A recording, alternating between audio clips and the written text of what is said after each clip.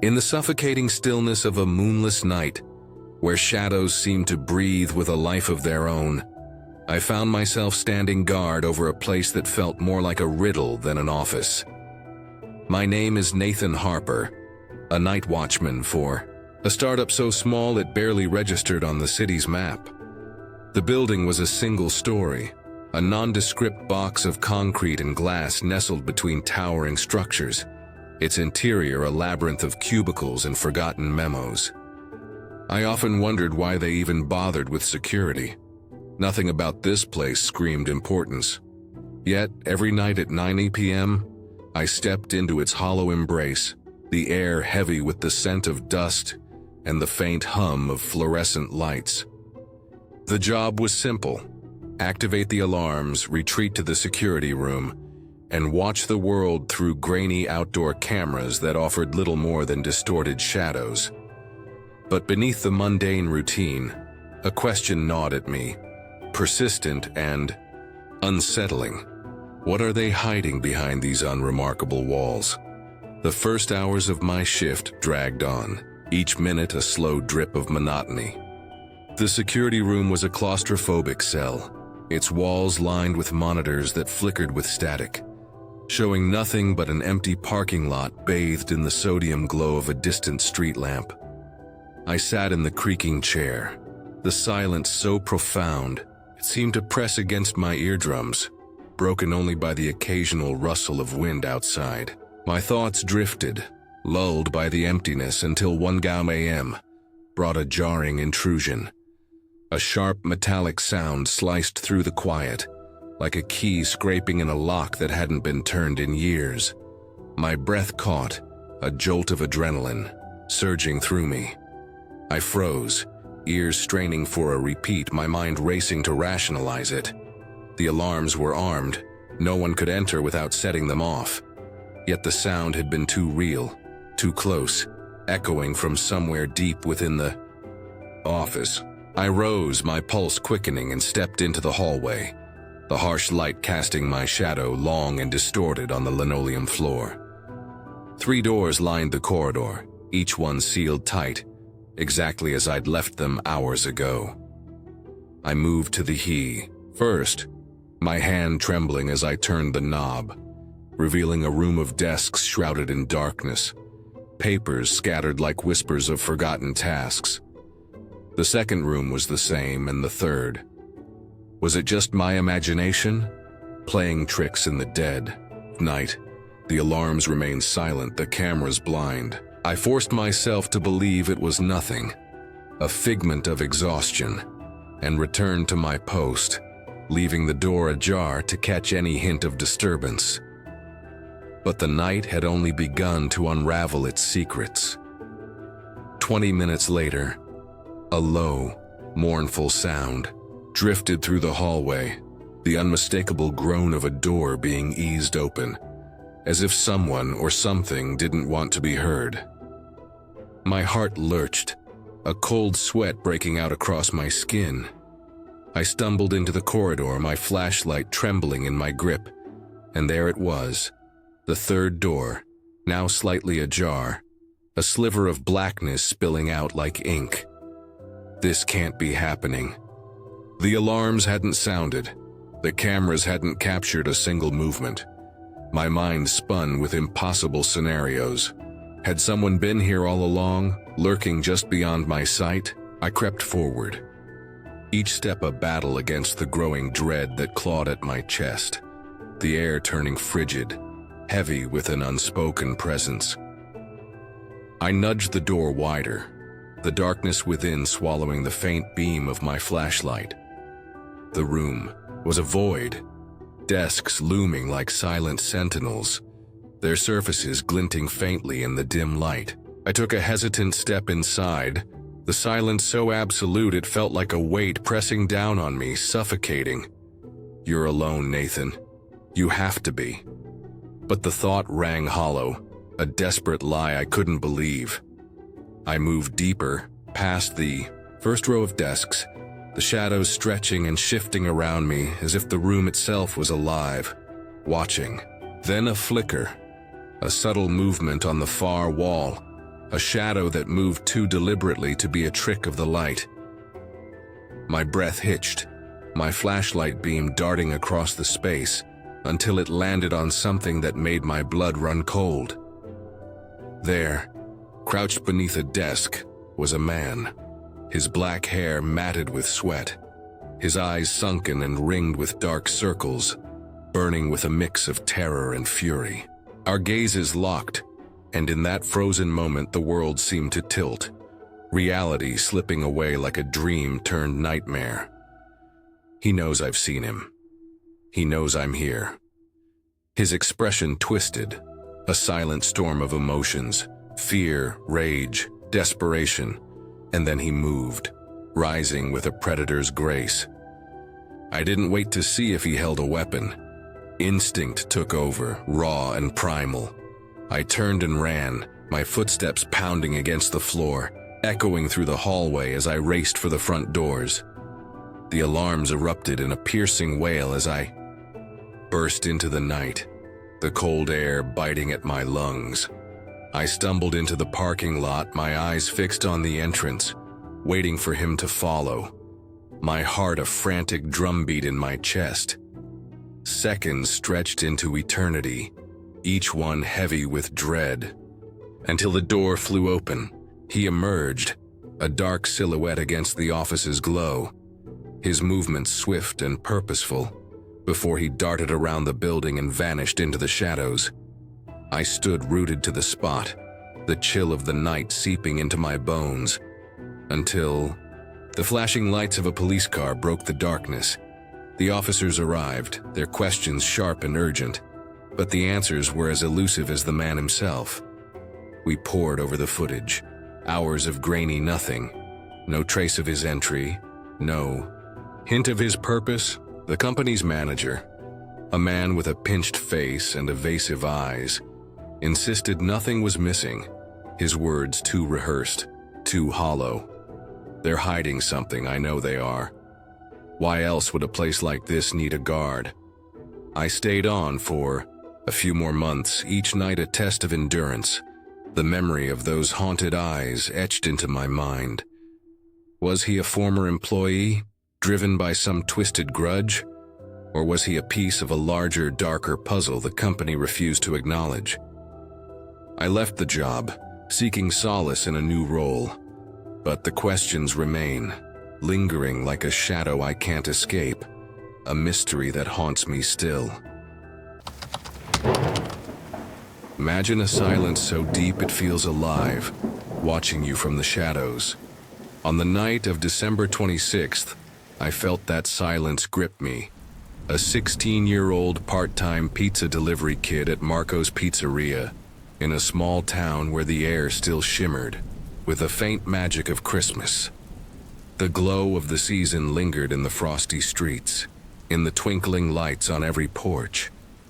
But for me, it was just another shift in a world that refused to slow down.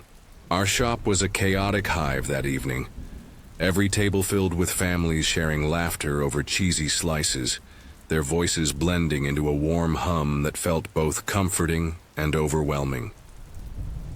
I thought the day after Christmas would be quiet, everyone tucked away with their new toys and leftover ham, savoring the holiday's afterglow. But I was wrong. The orders kept coming, a relentless stream, and I was caught in the whirlwind, seating customers and running deliveries, my sneakers barely touching the ground.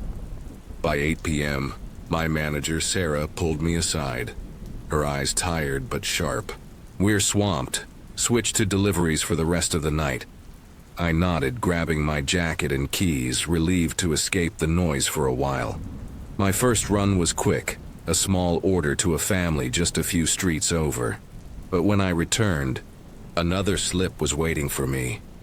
It was a single cheese pizza, headed to an address 20 minutes out, far from the familiar grid of our town's neighborhoods. The name on the order read, M. Carter, scribbled in Sarah's hasty handwriting. I didn't think much of it, just another late-night craving, and headed out into the night, the pizza box radiating warmth beside me.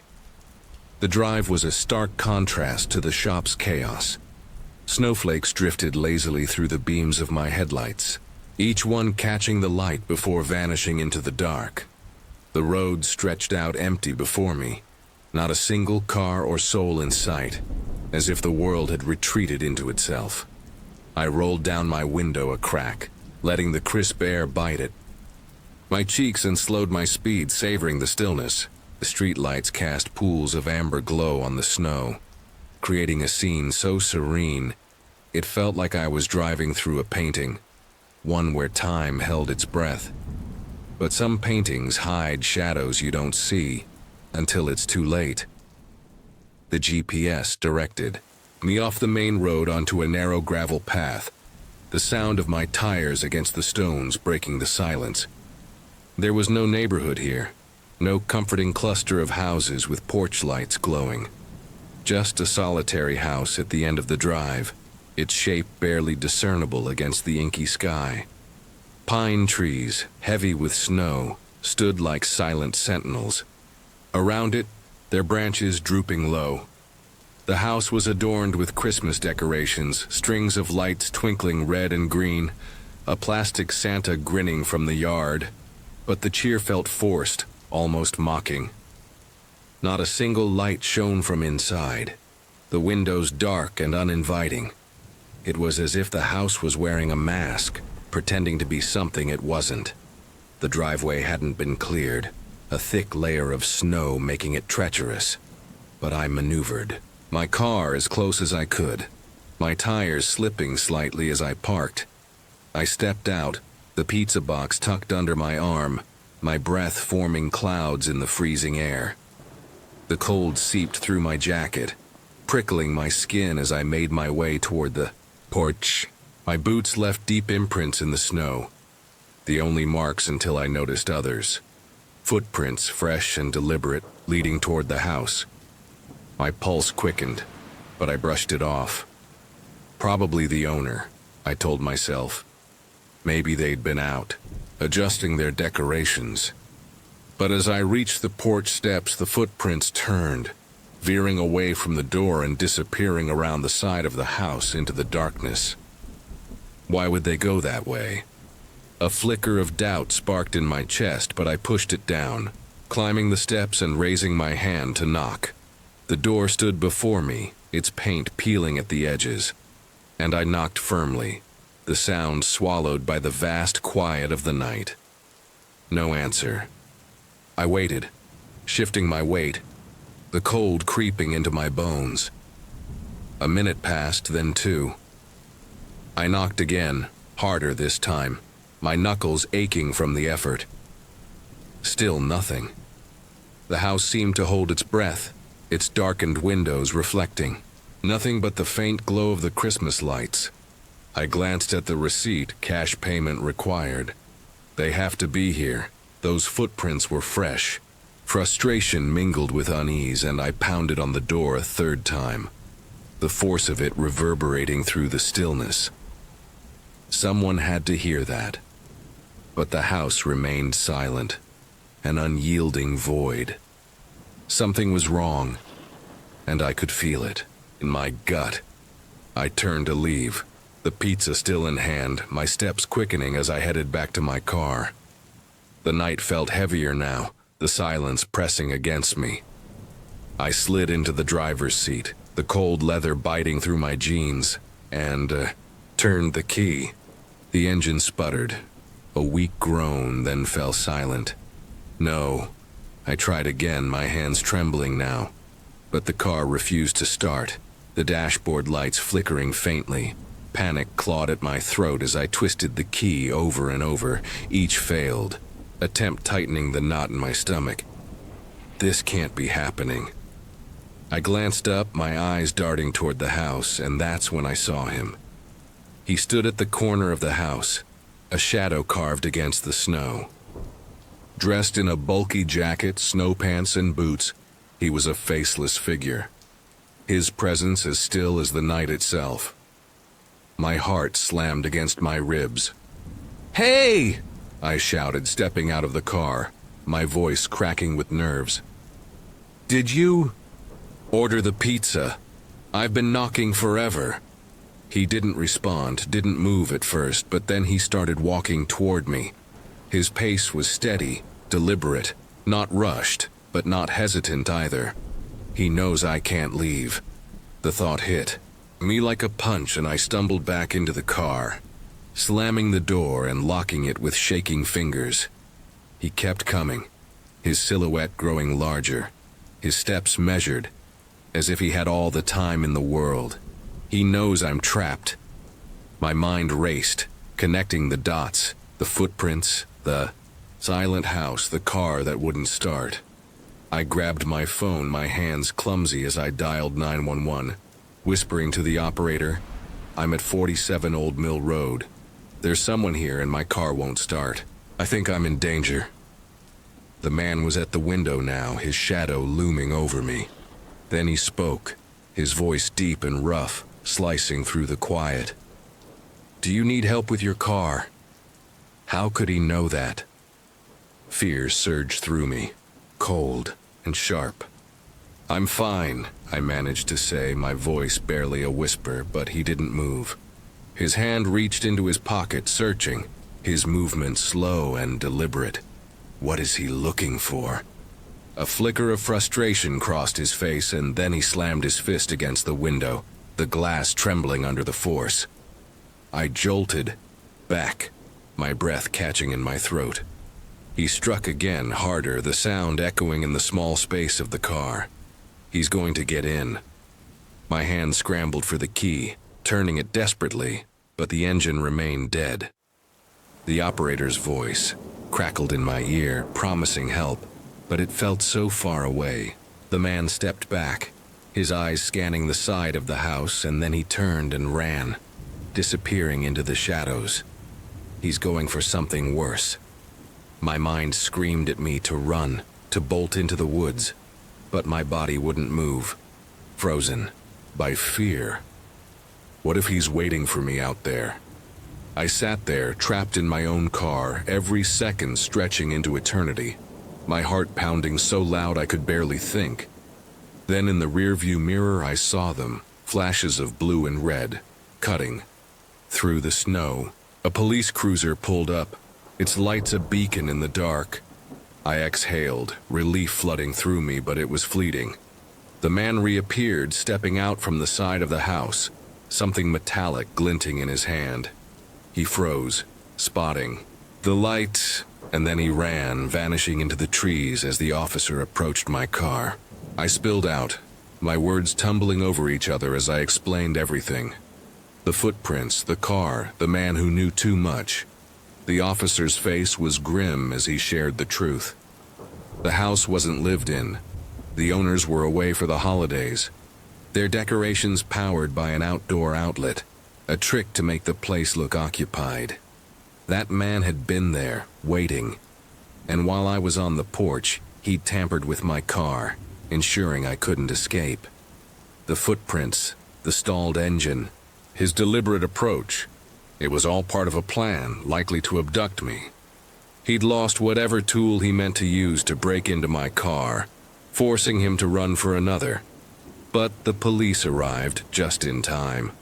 A minute later, and I might have been gone. I never went back to delivering pizzas after that night. The image of that house, its dark window staring at me, and the man's steady steps through the snow still linger in my mind. Some houses don't just stand there. They watch, and they wait. Picture this, a lone gas station at the edge of nowhere, its flickering lights swallowed by a March night so dark it feels like the world has forgotten you. Rain falls in sheets, heavy as grief, and the wind howls like a beast clawing at the walls. You're alone, trapped in a fragile bubble of light, while the storm outside whispers secrets of terror. It was a night I never should have been there. A night I took for granted until it carved itself into my memory. I'd been pulling shifts at the gas station for months, usually in the lazy warmth of afternoons where the worst I faced was a spilled soda or a grumbling customer. But that morning, a call came through. The manager's voice rough with urgency.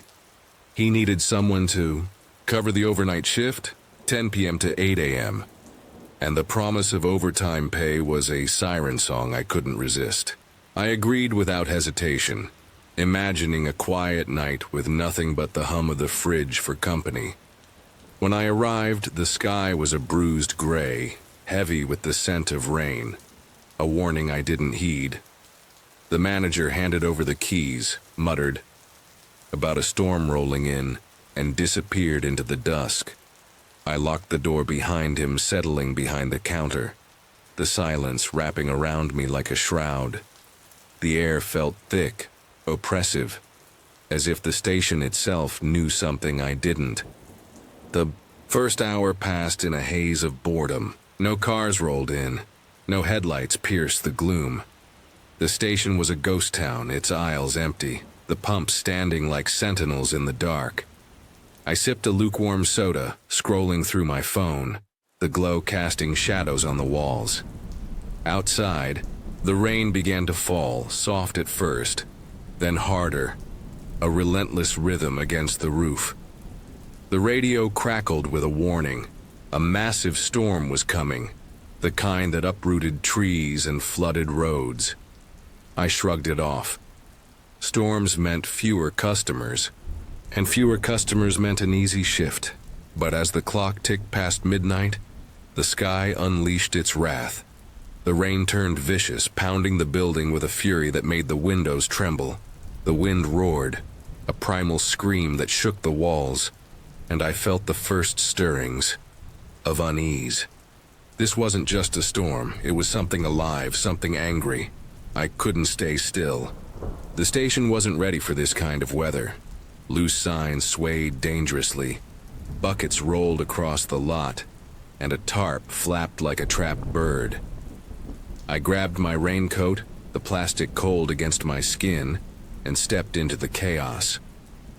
The rain stung my face sharp as needles, and the wind tore at my clothes, threatening to knock me off my feet. I wrestled with the tarp, my hands numb, my breath fogging in the frigid air. That's when I saw him. A figure in the distance, a silhouette carved from shadow, pacing the edge of the lot where the asphalt met the road. He was tall, his shoulders hunched, his jacket clinging to him like a second skin. The rain drenched him, but he didn't seem to care. He moved back and forth, his steps slow and deliberate, like a man caught in a dream he couldn't escape. I stood frozen, the tarp slipping from my hands, my heart thudding against my ribs. Who was he? Why was he here in the middle of a storm with no car, no shelter? I shook off the chill and hurried back inside, my boots leaving wet trails on the gully. I glanced out the window, expecting him to be gone, but he was still there, a dark stain against the flickering streetlights, pacing. My mind raced with possibilities. Was he waiting for someone, lost in the storm? Or was he something else, something I couldn't name? The storm grew fiercer, the wind slamming the building with a force that made the walls groan. At one point, the front doors shuddered violently, the glass bowing under the pressure. I rushed over, my hands trembling as I fumbled with the bolt lock, securing it against the onslaught. If those doors break, I'm trapped with whatever's out there. I retreated to the storage room at the back, a concrete bunker with no windows, where the storm's fury felt distant but no less suffocating. I sat on a crate, the darkness pressing in, and waited for the nightmare to pass. Time dissolved into a blur of rain and fear. I was still in the storage room, my breath shallow, when a new sound pierced the storm's roar, a muffled thud, steady and insistent like a heartbeat. It took me a moment to understand. Someone was pounding on the front doors. My stomach dropped. I crept out, my sneakers silent on the tile, and peered down the aisle. There he was, his face pressed against the glass, pale as death, his hand slamming the door with desperate force. Rain streamed off him, pooling on the concrete outside, and his eyes, those eyes, locked onto mine through the glass. I wanted to run, to hide, but what if he was hurt? What if he needed help? My conscience battled my fear, and I crossed the floor, my pulse roaring in my ears. I unlocked the door, the bolt cold against my fingers, and pulled it open. He stumbled inside, a rush of icy air and water following him. His jacket was soaked, dripping rivers onto the floor, and his boots left muddy streaks across the tile. I expected him to speak, to explain, but he didn't. Instead, he began pacing again, right there in the store, his steps heavy, methodical. His face. I'll never forget his face. His eyes were hollow, like twin voids, as if he'd seen something, so terrible it had burned his soul away. His skin was pale, almost translucent, stretched tight over sharp bones. I forced the words out, my voice trembling. "Are you okay? Do you need help?" He didn't answer, didn't even look at me. He just kept pacing, back and forth, a relentless rhythm that mirrored the storm outside. I stood rooted to the spot, the air thick with tension, the storm's fury a constant roar. Then I saw his hands. His knuckles were raw, smeared with blood, the skin torn and bruised as if he'd been pounding something or someone. My throat tightened, a wave of nausea rising. Had he been in a fight? An accident? Or had he done something unthinkable? I tried again, my voice barely a whisper. "What happened to you? Do you need me to call someone?" His pacing didn't falter, but his eyes flicked to me, cold and empty, like I was nothing more than a shadow. I backed toward the counter, my hand brushing the phone. "I need to call the police. Now." But before I could lift the receiver, his head snapped up and he stopped dead in his tracks. "Don't," he said, his voice low and jagged, cutting through the storm's howl. I froze, the phone halfway to my ear, my heart pounding so hard I thought it would burst. His eyes bore into mine, and for a moment I was sure he'd attack. But he didn't. He just stood there, staring, his bloody hands twitching at his sides. Seconds stretched into an eternity, the storm's rage filling the silence. Then, as suddenly as he'd stopped, he turned and resumed pacing. What was he waiting for? What did he want? My mind spun, grasping for options. I could run, but I'd have to unlock the door and outrun him in the storm. A near impossible feat. I could call the police anyway, but what if he saw me and snapped? In the end, I chose the most dangerous path of all. I did nothing. I stood there, every muscle tense, watching him circle like a predator, his hollow eyes glinting in the dim light. Minutes dragged on, each one a lifetime. The storm shook the building, but it was his presence that suffocated me.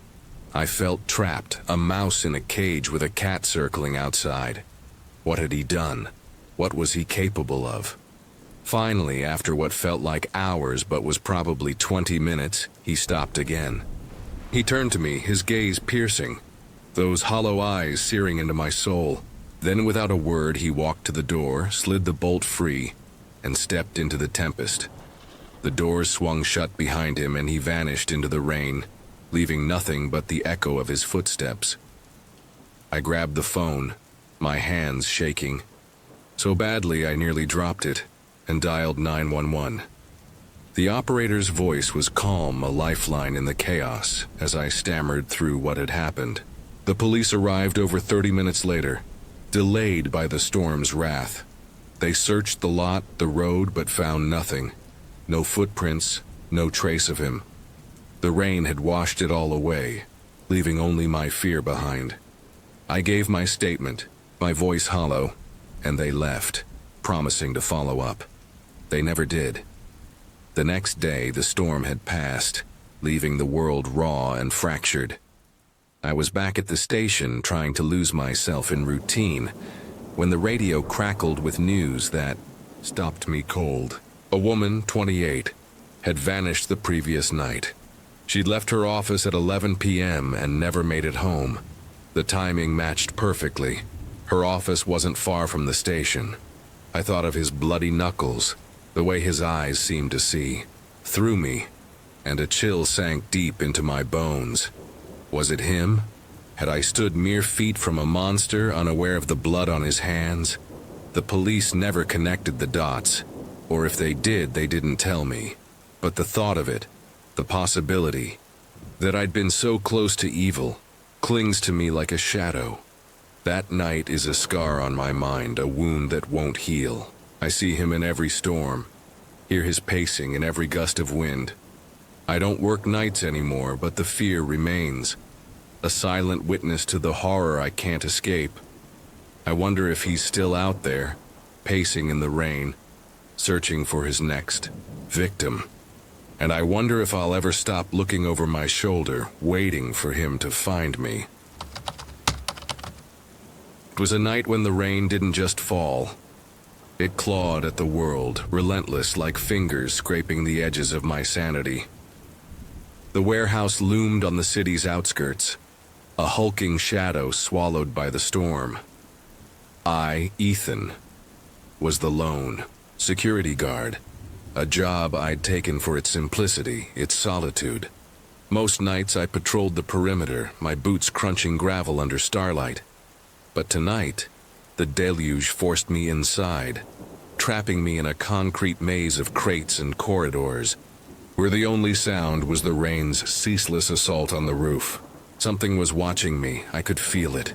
A weight in the air, heavier than the storm. The company let me stay indoors on rainy nights, a small mercy that made the hours drag slower. I stood by the glass entrance, staring into the void beyond. The world outside was a blur of water and darkness, streetlights reduced to faint smears. My reflection stared back, pale and tired, my breath fogging the glass. I was supposed to stay awake, to watch for anything unusual, but the monotony of the night was a lullaby. I leaned against the wall, my flashlight dangling, its beam cutting lazy arcs across the floor. The warehouse was a beast of a place. Rows of towering shelves, crates stacked like silent sentinels, and corridors that twisted into shadows.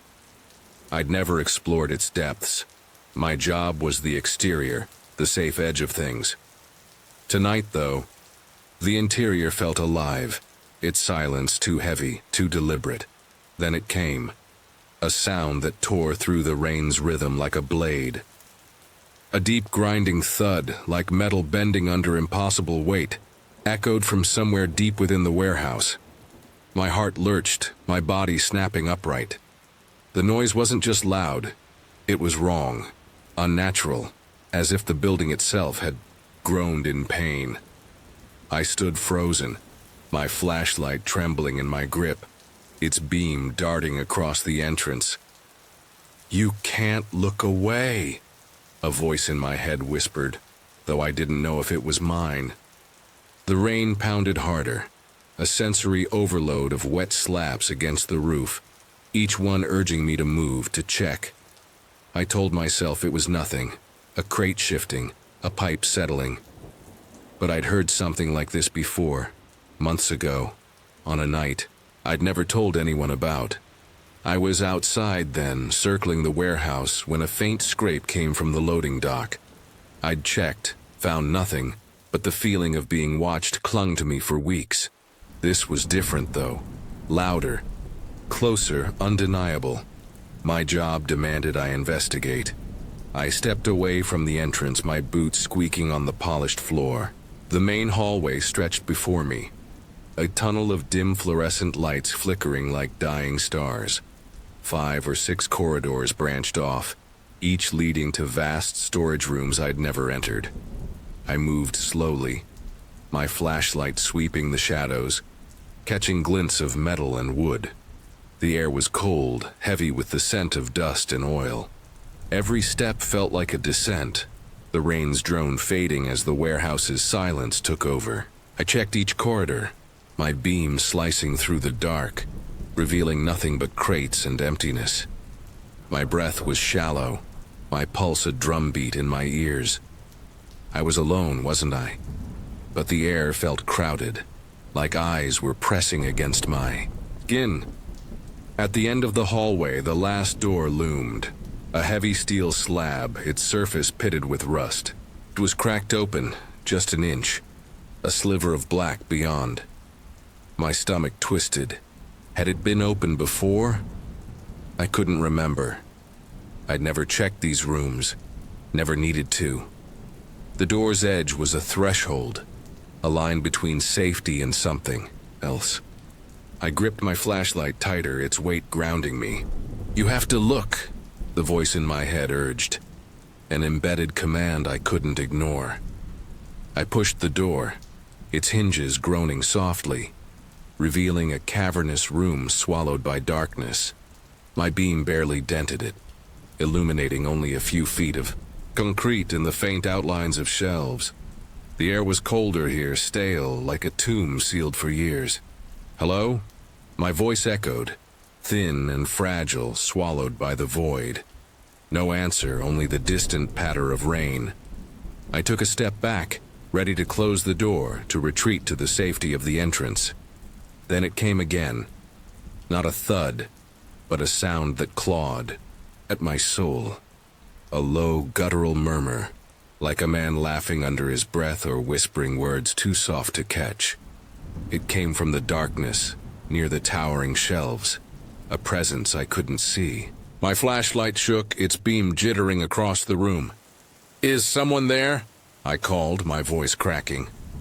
"What the hell are you doing here?" I wanted to scream, but the words died in my throat. The murmur grew clearer, a single phrase slithering through the dark. "Come here." My blood turned to ice, my body a statue.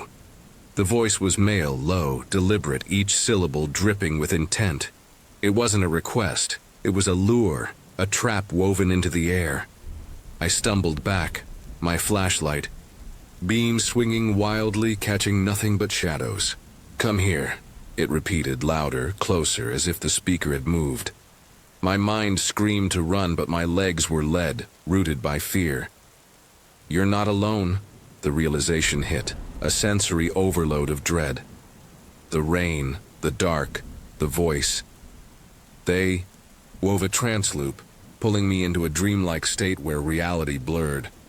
I saw myself stepping forward, drawn to the voice, my body betraying my will. No. I slammed the door shut, the clang shattering the spell.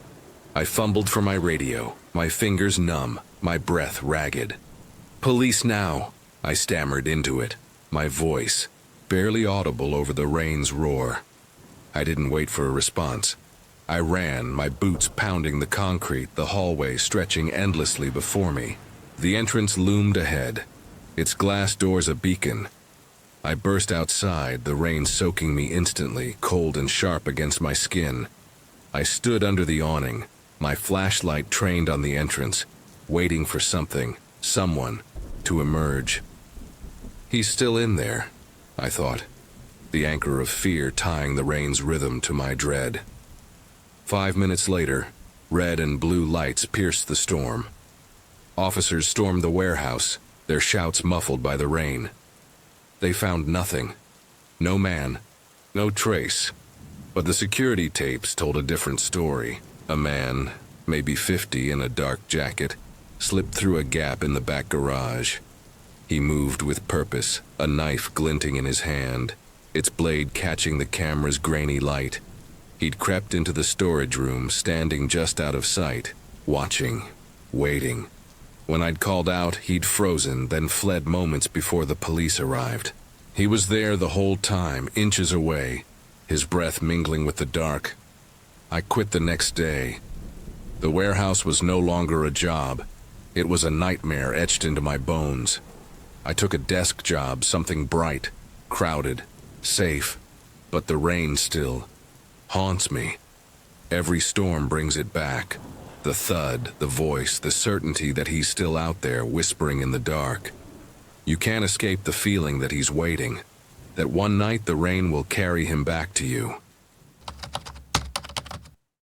Have you ever felt the night breathe down your neck, whispering secrets you weren't meant to hear? I was 16, a scrawny kid with a new job, delivering pizzas in a town that seemed to rot a little more each year.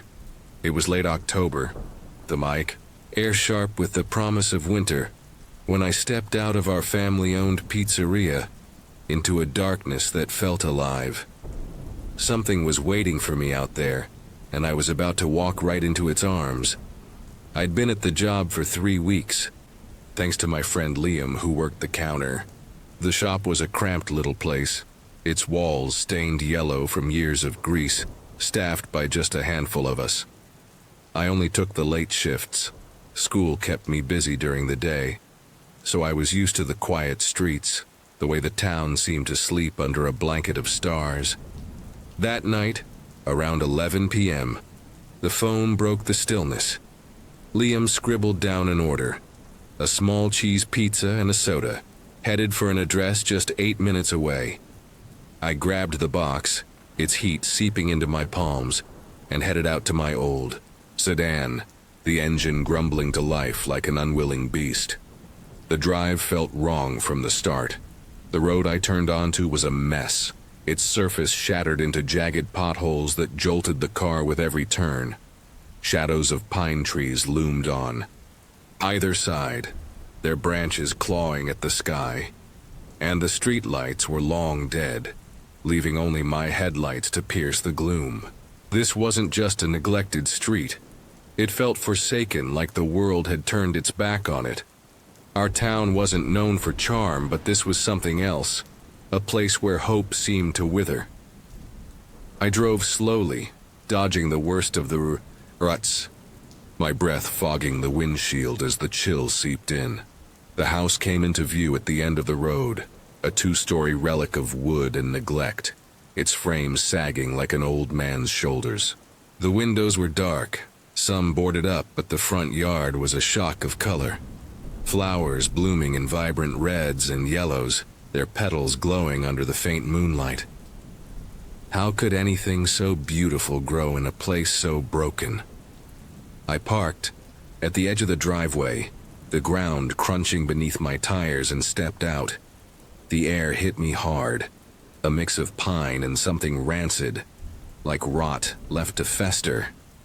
The porch steps groaned under my weight as I climbed, each one threatening to give way, and a cold dread settled in my chest, heavy as stone. I glanced back at my car, the dense woods beyond it stretching into an endless void. This place felt like the edge of the world, and I was alone at its brink. I knocked on the door, the sound sharp and hollow, cutting through the silence. Something stirred inside. A faint shuffle, deliberate and soft, moved toward the door, as if someone or something was trying not to be heard. My pulse quickened, but I forced a smile, holding the pizza box like a shield. They'll open the door, I told myself. They have to. But the door stayed shut. The movement stopped, so close I could almost feel a presence on the other side, separated only by a thin slab of wood. "Hello? Pizza delivery," I called, my voice trembling in the frigid air. Nothing. The silence wasn't empty. It was alive, watching me, waiting for me to make a mistake. I knocked again, harder, my knuckles stinging, but the house refused to answer. A chill ran down my spine, urging me to leave, to run, but I couldn't. Not without the payment. I stepped back, the porch protesting beneath me, and turned to go. That's when I saw him.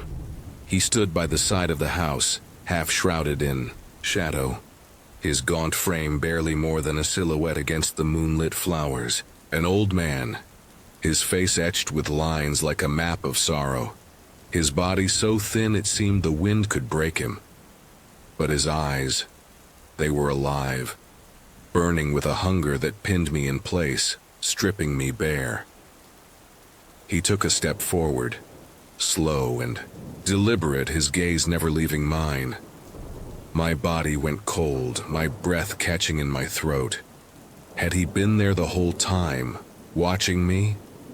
Was he the one behind the door? I stumbled backward, the pizza box slipping in my sweaty grip, and bolted for my car. My hands shook as I fumbled with the keys, the lock refusing to catch. I glanced up. He was closer now, his shadow stretching across the vibrant garden. His eyes still locked on me.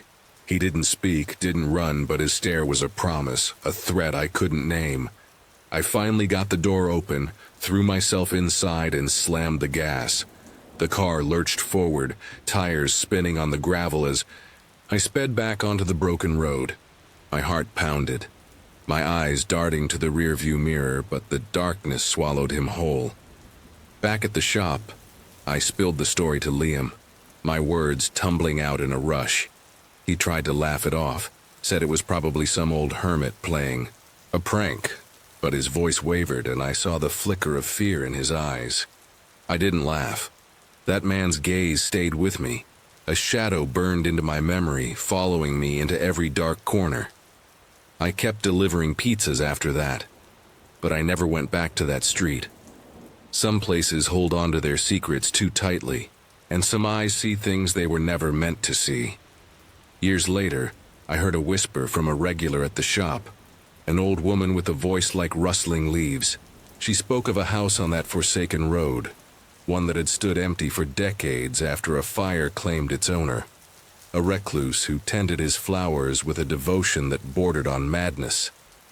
They never found his body, she said, but the flowers kept blooming year after year, as if fed by something beneath the soil. I don't know if I believe her, but when I close my eyes, I see those flowers, vivid and wrong, and that man's stare, watching me from the dark. Was he guarding his garden, or waiting for someone to join him in it? In the eerie stillness of a Halloween night, where the boundary between festivity and fear blurred into a haunting haze, I found myself trapped in the flickering glow of a desolate gas station.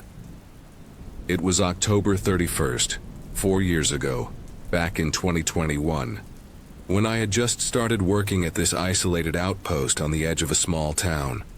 The station was a weathered relic, its neon sign buzzing faintly, casting an unnatural green light over the empty pumps. Inside, the air was heavy with the scent of gasoline and stale snacks, the fluorescent lights overhead humming with a restless energy that mirrored the unease settling in my chest. I had hoped for a quiet shift. After all, the streets were alive, with children in costumes, their laughter a distant echo through the glass doors. But I was stuck here, unable to join my friends at their lively Halloween party. My phone a cruel window into their joy as I scrolled through photos of their costumes and celebrations. What darkness hides behind the masks of this night, waiting to unravel the safety I thought I had? The night unfolded slowly, each hour stretching into an eternity of solitude.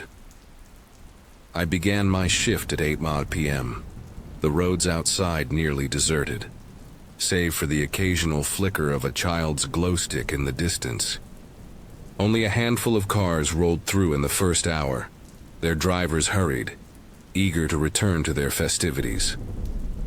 By 10 p.m., the station was a ghost town, the pumps standing like forgotten sentinels under the dim glow of a street lamp. Every 15 minutes, a police car glided past, its headlights slicing through the darkness. A routine patrol that offered a fleeting sense of security amidst the oppressive stillness. I tried to distract myself, restocking shelves with chips and candy, the mundane task a lifeline against the loneliness that pressed in on me. But as I turned my back to the entrance, arranging a display of chocolate bars, a sudden shift in the air sent a shiver down my spine. 3 figures entered the station, their shadows stretching long and menacing across the tiled floor, each one cloaked in the guise of Halloween nightmares. One wore the chilling mask of Michael Myers, its white surface a stark contrast to the gloom, while the others were draped in dark, tattered costumes I couldn't identify. outfits that seemed to swallow the light around them. They weren't children, that much was obvious. One had a long, matted beard spilling from beneath his mask, tattoos curling up his neck like dark tendrils, marking him as a man hiding behind a child's holiday. I forced a smile, my voice unsteady as I called out a greeting, but they offered no response, their silence a heavy weight that pressed against my chest. Are they just playing their parts? Or is there something far more sinister beneath those disguises? I retreated to the counter, my hands fumbling with the register, watching as they moved through the aisles with a calculated slowness that set my nerves on edge. The absence of a car outside struck me like a blow. They hadn't driven up, hadn't announced their arrival with the familiar hum of an engine. They lingered at the candy aisle, their movements deliberate, until one of them placed a bag of lollipops on the counter.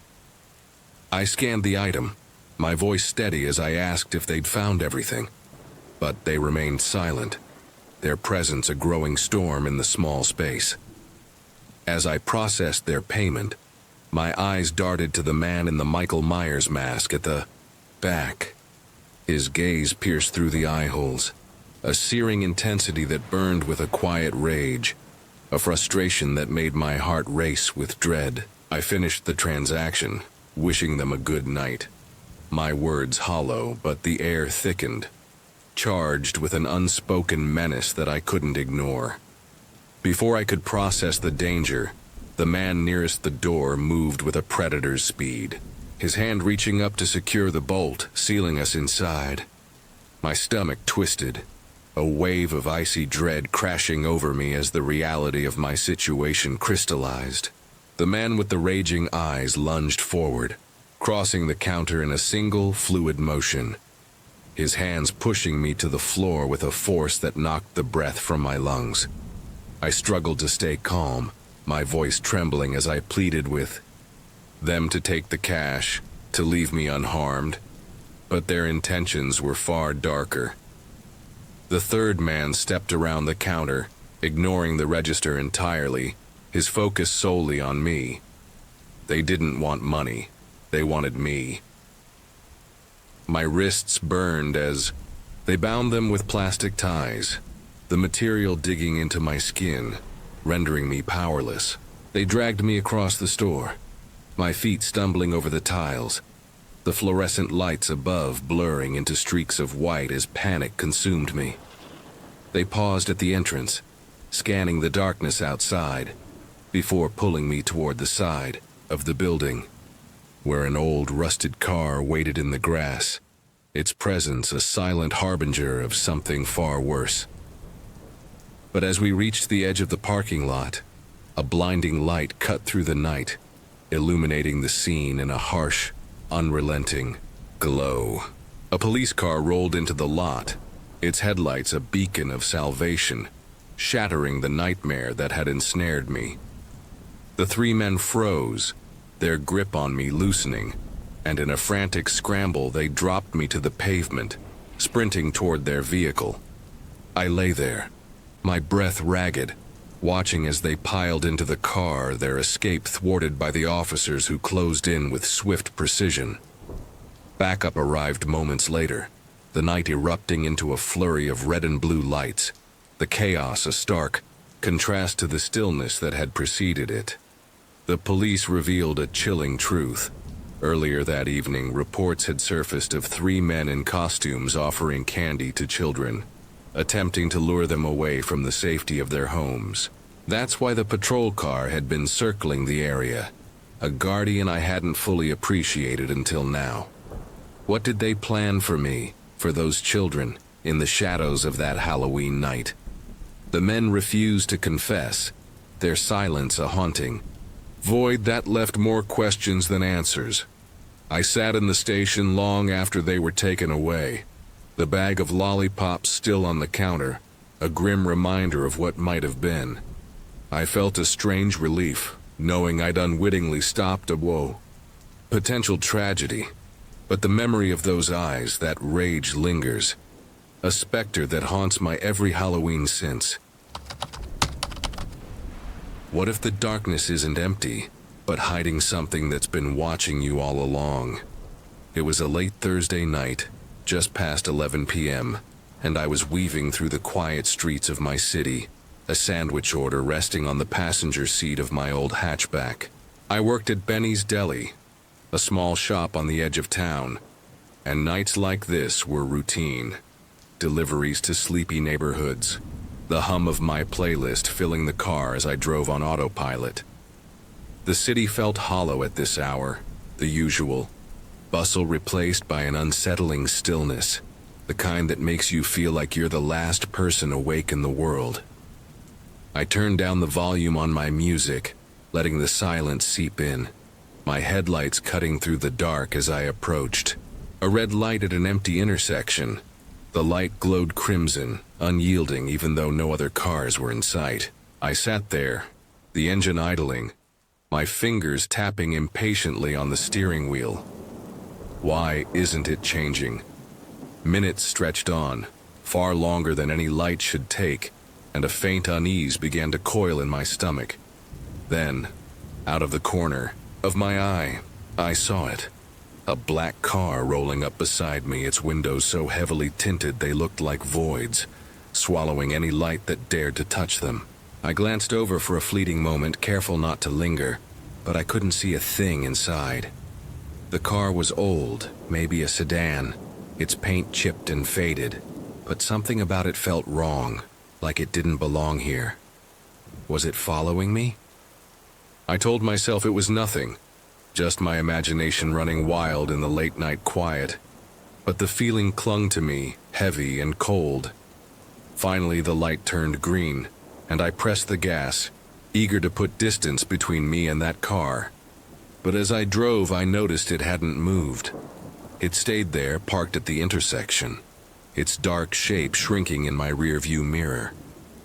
I tried to shake off the unease, focusing on the road ahead, but the image of that motionless car lingered, in my mind like a bad dream. A few minutes later, I turned into the area where the delivery was supposed to go. It wasn't a neighborhood in the traditional sense, just a straight line of about 10 houses, each one modern and pristine, leading to a dead end. But something was off. Every single house was dark, not a flicker of light in any window, no signs of life at all. The homes looked too perfect, too new, like they'd been built yesterday. Yet they felt abandoned, hollow shells pretending to be homes. I told myself it was a coincidence. Maybe everyone was asleep, but the darkness pressed against me, heavy and suffocating. The address on the order was the second to last house on the street. I pulled up to the curb, my headlights illuminating the front yard, and grabbed the sandwich bag, stepping out into the chilly night. The air was sharp, biting at my exposed skin, and I hurried toward the porch, hoping to see some sign of life, a glow from a window, a shadow moving inside. There was nothing. The house stared back at me, its windows black and empty, reflecting only the pale light of the moon. I knocked on the door, the sound swallowed by the stillness, and waited. No answer. I knocked again, harder, my unease growing with each passing second. The door shifted slightly under my touch, not fully latched, as if someone had left it ajar. My stomach twisted. "Sandwich delivery. Anyone home?" I called, my voice trembling in the quiet. No response, not even a whisper of movement from inside. I hesitated, then pushed the door open just a fraction, peering into the darkness. A hallway stretched before me, leading to a room, both utterly empty. No furniture, no decorations, not even a rug on the floor. Dust drifted through the air, illuminated by the faint light from outside, and I quickly stepped back, shutting the door. This house isn't lived in. Confusion mixed with a growing sense of dread as I turned to head back to my car, my steps quickening on the uneven porch steps. That's when I saw it. Down the street, a few houses back, a black car parked with its headlights off. The tinted windows gleamed in the moonlight, and I froze, my blood running cold. It was the same car. This couldn't be a coincidence. My heart pounded as I hurried toward my car, my mind racing with questions I didn't want to answer. How did it get here? Why was it here? I was just a few feet from the road when I caught a glimpse of movement in the reflection of my car's window.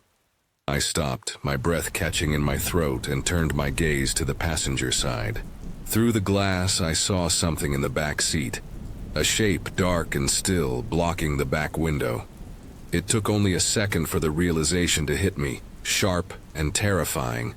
Someone was in my car. I spun around, bolting back toward the house, my legs moving on instinct as the back door of my car flew open behind me. A man emerged, dressed in a black hoodie and pants, his face hidden in shadow. He didn't chase me. He ran straight down the street to his car, tires screeching as he sped off into the night. I stumbled onto the porch, my hands shaking as I dialed 911, my voice barely coherent as I explained what had happened. I could have gotten into my car and driven away, but fear clouded my thoughts, rooting me in place. What if he'd stayed? What if he was coming back? The police arrived quickly, their flashing lights a stark contrast to the lifeless street. They searched the area, then turned to me with grim expressions. This whole street was unoccupied. The houses were new builds, still on the market, which explained their pristine condition and their emptiness. But what they said next sent a chill down my spine. They'd had multiple reports over the past week, all eerily similar to my experience. Someone had been placing delivery orders with fake names and addresses, luring drivers to this street, then following them. I was the closest call they'd seen. The man had hidden in my car while I was on the porch, waiting for me to get in, maybe even to drive away with him still inside.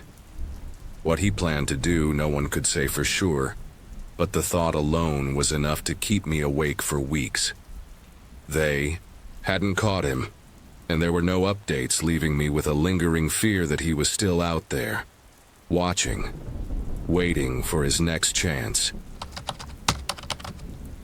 Have you ever stood on the edge of a place so quiet it feels like the world is holding its breath, waiting for something terrible to happen? That's where I found myself one night, a pizza box in my hands, staring at a house that seemed to whisper secrets I wasn't meant to hear. It was a typical evening in my teenage years, back when I was just a kid trying to make a few bucks at a rundown pizza joint. I'd taken the job because it paid better than most gigs for someone my age, and the tips from deliveries were a nice bonus.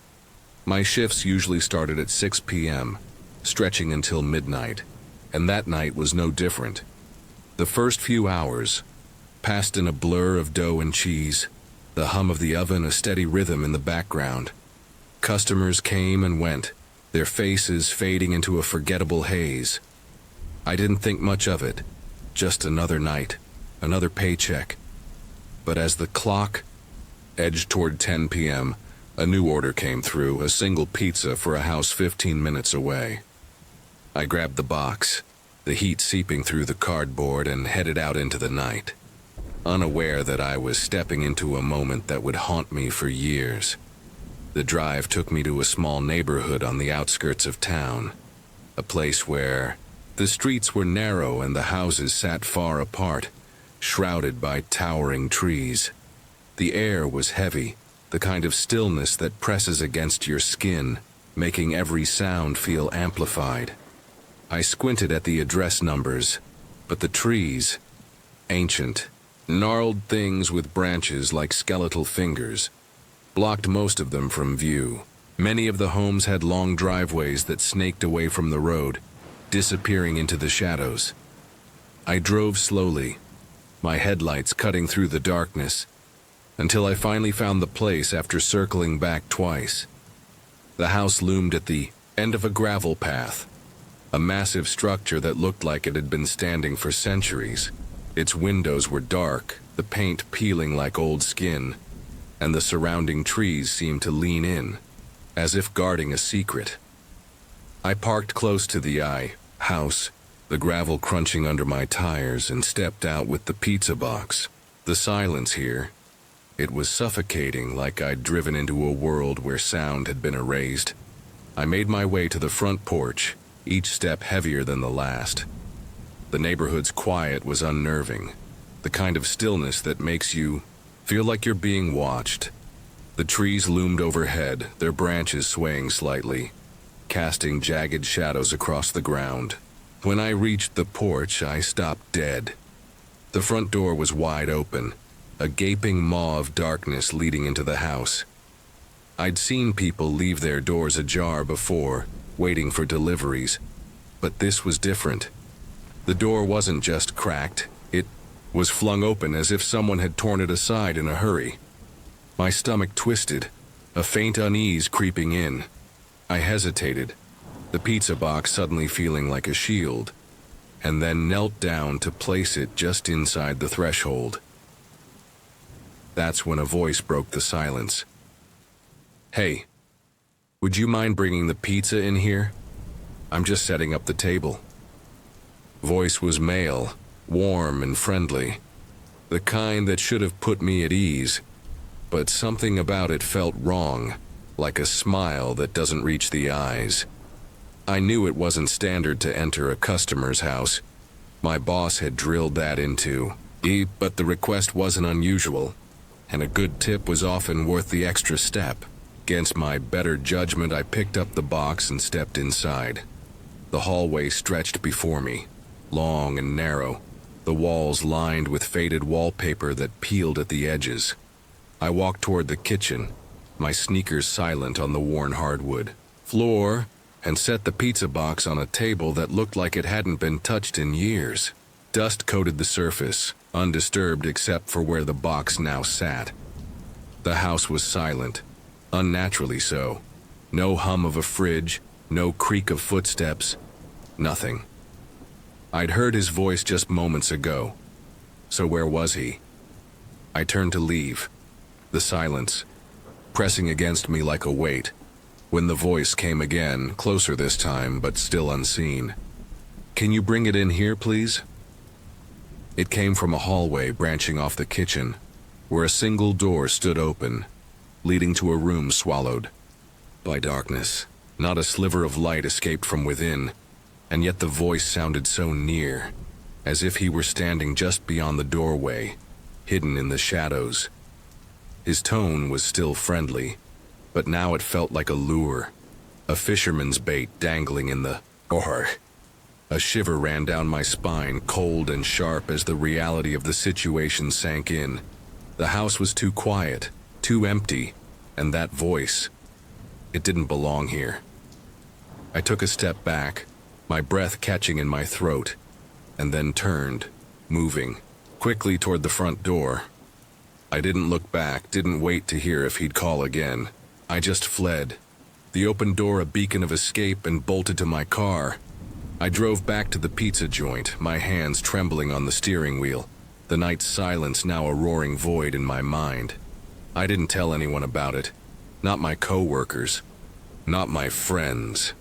I was afraid they'd laugh, call me a coward for running from a simple delivery, or worse, think I was foolish for stepping inside at all. But as the days turned to weeks and the weeks to years, I couldn't shake the memory of that house, that voice. There was something wrong with that man, something sinister hiding behind his friendly tone. I'm certain of it now, looking back, with the clarity of hindsight. I was lucky to leave when I did, to trust the instinct that screamed at me to run. Because if I had followed that voice into the darkness, if I had stepped through that doorway, I might not be here to tell this story. I might have become another secret swallowed by the shadows of that ancient house. Have you ever felt the weight of unseen eyes pressing against your skin like a cold blade? I was a college student, barely keeping up with finals, when the darkness of early December wrapped itself around me. I worked late nights at my parents' takeout restaurant, a small standalone shop on the edge of town, its flickering sign the only light for miles. That night, something found me in the shadows of the parking lot, and it wasn't going to let me go. It was my third semester, and between exams and endless assignments, I had little time for anything else. My parents, kind as they were, gave me a job at their restaurant, a quiet role, cleaning up after closing hours. The place was a relic, its walls peeling with faded red paint, the air thick with the scent of soy sauce and fried rice. We were small crew, just a handful of us. And the restaurant sat alone, its tiny parking lot a patch of cracked asphalt surrounded by nothing but empty fields. That first night I'd been scrubbing tables for an hour when I noticed it, a gray sedan parked at the far end of the lot. Its outline was faint under the dim street lamp, but its headlights were off, and no one got out. It just sat there like a predator waiting for its moment. I shrugged it off, figuring someone needed a quick stop and didn't care who saw. After all, I didn't care either. 20 minutes later, the car was gone, swallowed by the night as if it had never been there. The next evening, around the same time, the sedan returned. I was wiping down the counter, the glass front windows reflecting my tired face when I saw it pull in again. The same car, the same spot, the same stillness. Its dark windows stared at the building, headlights blazing this time, cutting through, the gloom like a warning. My stomach twisted, a quiet unease settling in my bones. Why would they come back? I walked to the door, my reflection trembling in the glass, and checked the lock twice, the cold metal reassuring under my fingers. The car didn't move, didn't hide, just sat there, watching. I tried to focus on cleaning, but the feeling of being observed clung to me, heavy and unshakable. Those windows weren't just dark, they were hungry, peeling me apart with every glance. Eventually the car left, its taillights fading into the distance, but the unease stayed, a shadow I couldn't outrun. I took the next night off, drowning in schoolwork, but the thought of that car lingered, a splinter in my mind. When I returned the following evening, the restaurant felt different, colder, emptier, as if it knew something I didn't. I cleaned for nearly 3 hours, my eyes, darting to the windows every few minutes, expecting to see that sedan again. Each shadow outside became a threat, each gust of wind a whisper of danger. But the lot stayed empty, and by the time I finished, I'd convinced myself it was nothing, just a tired mind playing tricks. I locked the door behind me, my bag slung over my shoulder, and stepped into the parking lot. The air was frigid, biting at my skin, and the street lamps cast long, jagged shadows across the asphalt. I was halfway to my car when it hit me, a surge of adrenaline, sharp and sudden, making my palms sweat despite the cold. Something was wrong, terribly wrong.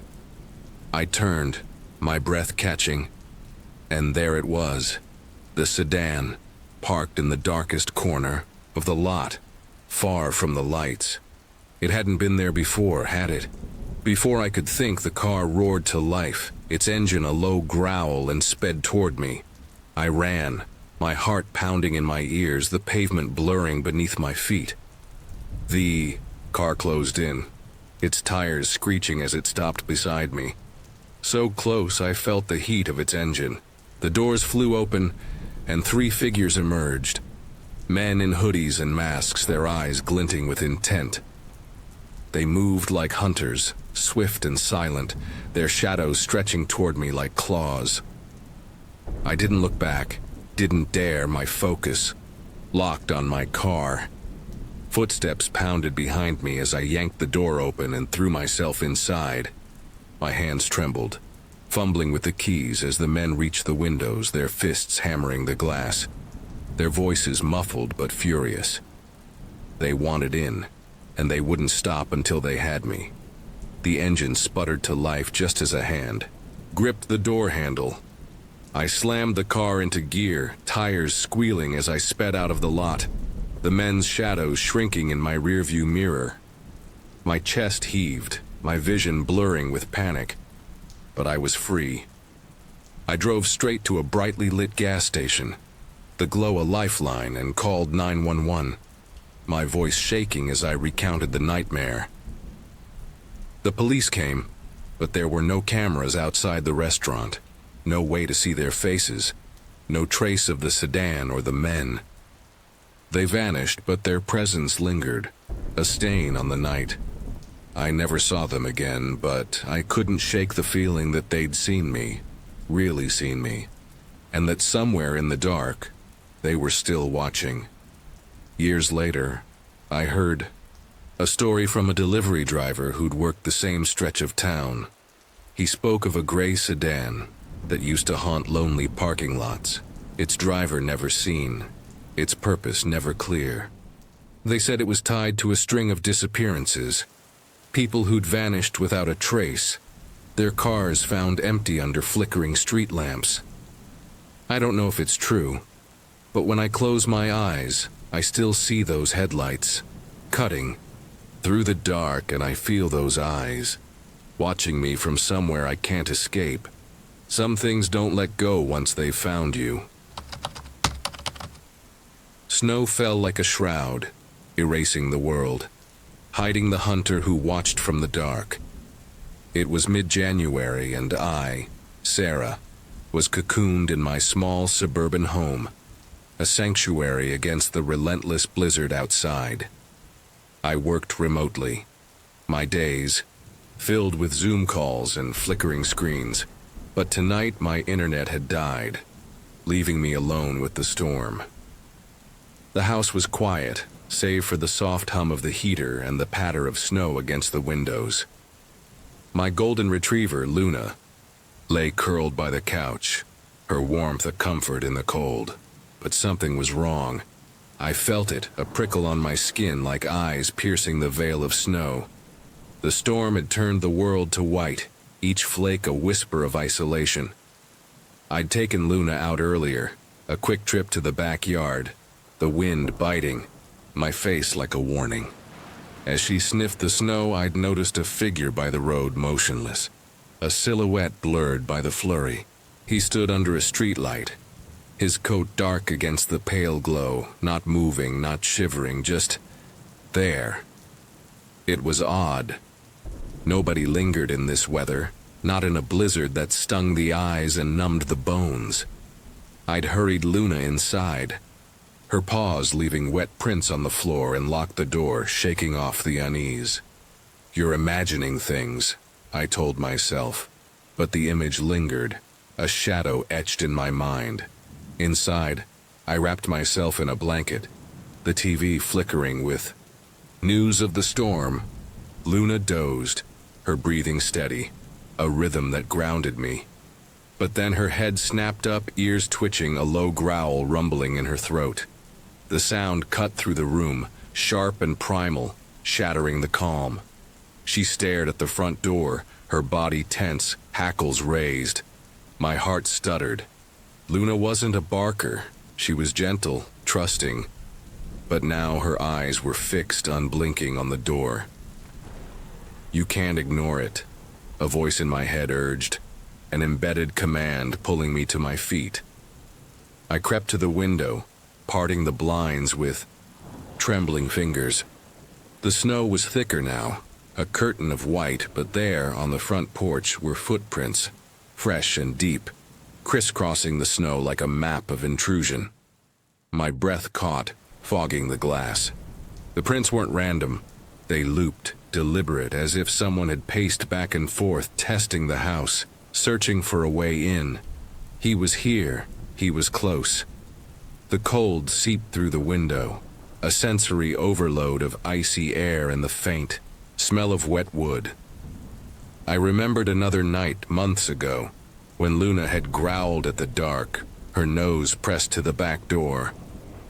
I'd found nothing then, just a broken branch, but the fear had lingered, a seed planted deep. This was different, though tangible, undeniable. I backed away, my pulse racing, and checked the locks, my fingers fumbling on the deadbolt. Luna's growl deepened, her gaze never leaving the door. I tried to rationalize it. Maybe it was a neighbor lost in the storm seeking help, but the footprints told a different story, calculated, predatory. I returned to the couch, pulling Luna close, her warmth a lifeline. The TV droned, but I couldn't focus, my ears straining for any sound beyond the snow's soft hiss. Then it happened again. Luna's body stiffened, her growl turning to a frantic bark. She bolted to the stairs, her claws scrabbling on the hardwood, her tail tucked. I followed, my heart pounding. The house suddenly too large, too open. Upstairs. She stood at the bedroom door, her body low, barking at the wood as if it hit a monster. The hallway was dark, the air colder than it should have been. I whispered Luna's name, but she didn't move. Her eyes locked on the door. Something was. On the other side, I knew it, felt it in my bones. The snow outside muffled the world. A trance loop of silence and cold that made the house feel like a dream. Unreal yet terrifying. I reached for the doorknob, my hand shaking, the metal icy against my skin. You have to check, the voice in my head insisted, but every instinct screamed to run. I pressed my ear to the wood, holding my breath, listening. Silence. Then the faintest twist of the knob, a slow, deliberate turn from the other side. My world tilted, fear flooding my veins. Like ice, someone was there, inches away, trying to get in. The knob moved again, more insistent, the wood creaking under pressure. I stumbled back, my mind racing. He's in the house. Luna's barks turned to snarls, her body pressed against me, a shield of fur and fury. I grabbed my phone, my hands shaking so badly I nearly dropped it, and dialed 911. "Someone's in my house," I whispered, my voice barely audible, as I snatched a clothing iron from the closet shelf, a pitiful weapon, but all I had. The operator's voice was calm, distant as I crouched by the bed. Luna beside me, her growls a steady anchor in the chaos. The knob stopped moving, the silence worse than the sound. He knows I'm here, I realized, the thought a blade in my chest. I waited, every second an eternity, the snow's whisper outside a cruel mockery of peace. Footsteps, faint, deliberate, moved in the hallway, then faded. Had he left? Or was he waiting, lurking in the shadows? "You're not safe," the fear whispered, a pattern interruption that shattered any hope of calm. 10 minutes later, sirens pierced the storm, red and blue lights flashing through the windows. I stayed frozen until the police knocked, their voices sharp and real. They searched the house, finding no one, but the front door hung open, its lock picked, snowy boot prints trailing through the hall. The intruder had vanished into the blizzard, leaving only his tracks, soon buried by the snow. He was here, he was real, I told myself, clinging to Luna as the officers took my statement. They found no stolen items, no motive, just a violation, a shadow that had slipped into my home. Luna had saved me, her instincts sharper than mine, her barks a warning that kept me from opening that door. I don't sleep well anymore. The snow, once a quiet comfort, now carries his presence, a ghost in every flake. I've installed cameras, new locks, but the fear lingers, anchored to the memory of that night. Every storm brings it back, the footprints, the knob, the certainty that he's out there, waiting for the next blizzard to return. In the frozen hush of a night just before Christmas Eve, where the snow fell like whispers of forgotten secrets, I set out on a DoorDash delivery, chasing the promise of holiday tips under a sky heavy with unspoken dread. It was 11 p.m. on December 23rd, and the streets of the city had long since fallen silent, the festive lights of downtown fading into the distance as I drove farther than I ever had for a single order. The address was remote, far beyond the usual neighborhoods I serviced, but with orders scarce during the holiday lull, I couldn't afford to pass it up. The bag of food sat on the passenger seat, its warmth a faint comfort against the chill that seeped through the car's windows.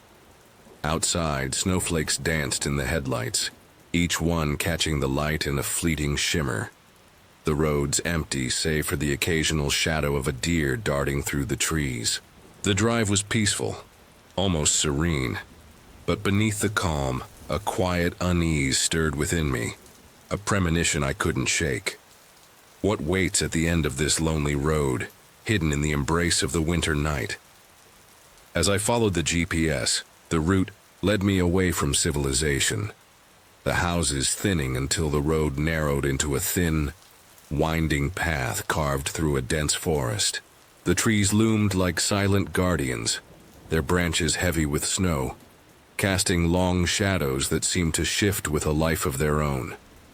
At the end of the path, a small cabin emerged, its silhouette barely discernible against the darkened woods. It was no grand holiday retreat. Its wooden walls were weathered, the roof sagging under the weight of the snow, a single porch light casting a faint glow that did little to dispel the gloom. I parked, the engine's hum fading into the stillness, and stepped out, the cold air biting at my exposed skin as I grabbed the delivery bag. The snow crunched softly under my boots as I approached the door, the silence of the forest pressing in around me, broken only by a strange sound emanating from within the cabin. It was the sound of a crowd, dozens of voices laughing, talking, overlapping in a chaotic symphony of celebration, as if a grand holiday party was in full swing. But the cabin was tiny, barely large enough for a handful of people, and the dissonance between the sound and the space sent a shiver down my spine that had nothing to do with the cold. Something was wrong, terribly wrong, but I couldn't place it, the noise drawing me in like a siren's call, both inviting and menacing. I hesitated, my hand hovering over the door before I knocked, the sound sharp against the cacophony inside. The voices continued, unabated, until the door swung open, revealing a man standing in the threshold, his face illuminated by the dim porch light. The cabin fell silent, not the silence of a party pausing, but an absolute, unnatural stillness, as if the voices had been a cruel illusion. The man smiled, but it was a smile that didn't reach his eyes, a hollow gesture that sent a chill racing through me. The interior of the cabin was dark, most of the lights off, the air heavy with the scent of damp wood and something faintly metallic. No one else was visible, no bustling crowd, no festive decorations. Yet the sound of the party had been coming from a small room at the end of the hallway, a room that now stood silent and empty. He spoke, his voice smooth but laced with an unsettling eagerness, inviting me to bring the food inside, saying the others would be happy to see me, that they wanted to thank me for working during the holidays. His words felt rehearsed, a lure cast into the darkness, and I stumbled over a refusal, my instincts screaming to flee. But he pressed on, his tone growing more insistent, assuring me I'd be glad I stayed, all while the memory of those voices echoed in my mind. Then, as if on cue, the illusion shattered. The sound of the party, which had briefly resumed, stopped abruptly, leaving the cabin in a silence so profound it felt like a void, swallowing all sense of reality. Panic surged through me, a primal urge to escape overriding every thought. I dropped the bag on the porch, the cold wood beneath my feet a stark contrast to the heat of my fear, and bolted for my car, my boots slipping on the snow as I ran. The man's expression shifted, a flicker of surprise crossing his face, but I didn't look back, didn't dare to see if he followed. I reached the car, fumbling with the keys, my breath coming in ragged gasps as I started the engine and peeled away, the narrow path stretching endlessly before me. The forest closed in around me, the trees a blur of shadows, their branches reaching, like skeletal hands, but I didn't stop, didn't slow until I was far from that cursed cabin. I abandoned deliveries for the rest of the holiday season, retreating to the safety of my home, the warmth of my own space a fragile shield against the terror that lingered. Nothing had happened, not truly, but the strangeness of that night, the voices that weren't there, the man's hollow invitation, left a mark on me, a haunting question that refuses to fade. What would have happened if I had stepped inside? If I had trusted the illusion of that holiday cheer? The thought follows me still, a specter that chills me to the core every time the snow begins to fall. Have you ever been alone in a place that should feel safe, only to realize something else is there with you? It was a late December night, and I was pulling an overnight shift at a small family-owned grocery store on the edge of town. The store had been closed for the day, its doors locked tight, leaving me alone to stock shelves in the dim glow of fluorescent lights. I didn't understand why I'd been scheduled for this shift. There wasn't much to do, the daytime rush long gone, and the shelves were already mostly full. I spent the first hour arranging a few stray cans of soup and boxes of cereal, my movements slow and mechanical, the silence of the store wrapping around me like a heavy blanket. With nothing left to stock, I started wandering through the aisles, my footsteps echoing faintly on the tiled floor, trying to pass the time in a place that felt more like a tomb than a shop. As I passed the front of the store, my eyes caught movement outside the large glass windows. A man stood there, far too close to the building for this hour of the night. He was tall, his frame bulky under a heavy jacket, and he seemed to be pacing, his movements restless, almost predatory. My heart gave a sharp jolt, but I told myself, he was just passing by, maybe lost or waiting for someone. Then he stopped, his head turning toward me, and I felt his gaze lock onto mine through the glass. He didn't move, didn't blink, just stared, his eyes like dark holes in the pale light. A chill ran down my spine, my breath catching in my throat. I stood frozen for a moment, unsure of what to do, the weight of his stare pressing against me. After what felt like an eternity, I forced myself to turn away, walking back into the shadows of the aisles, pretending I hadn't noticed him. But no normal person stands like that, watching like they know something you don't. I waited a few minutes, my pulse still racing, before I dared to return to the front of the store. I peered through the window, my hands trembling slightly as I scanned the darkness outside. He was gone. Relief washed over me, though it was tinged with unease, and I let out a shaky breath, trying to convince myself it was nothing. I turned, back to the aisles, resuming my aimless wandering, adjusting a few items on the shelves to keep my hands busy. The store felt larger now, its emptiness more pronounced, the fluorescent lights casting long, sterile shadows that seemed to shift just out of the corner of my eye. I told myself I was being paranoid, that the man had left, that I was alone and safe. But the silence felt heavier now, like it was waiting for something to break it. About 10 minutes later, I rounded the corner of an aisle near the back of the store, and my heart stopped. Several boxes of pasta and canned goods lay, scattered across the floor, their contents spilled in a chaotic mess. These weren't small items that could have fallen on their own. They were heavy, deliberately placed on high shelves, and now they were strewn about as if someone had swept them off with force. My mind raced, trying to make sense of it. I hadn't heard anything fall. I stood there, frozen, my breath shallow, when a sound cut through the silence, a soft, deep laugh echoing from the end of the aisle. It wasn't a normal laugh. It was low and eerie, almost childlike in its rhythm, but with a darkness that made my skin crawl. It sounded like a grown man trying to mimic a child, and it was coming from just out of sight. Fear surged through me, sharp and cold, my body screaming at me to run. I thought about confronting whoever it was, but the memory of the man outside flashed in my mind. His size, the way he'd stared, the possibility of something hidden in his jacket. He's inside. The realization hit me like a wave, and I turned, sprinting toward the front of the store, my sneakers pounding against the tiles.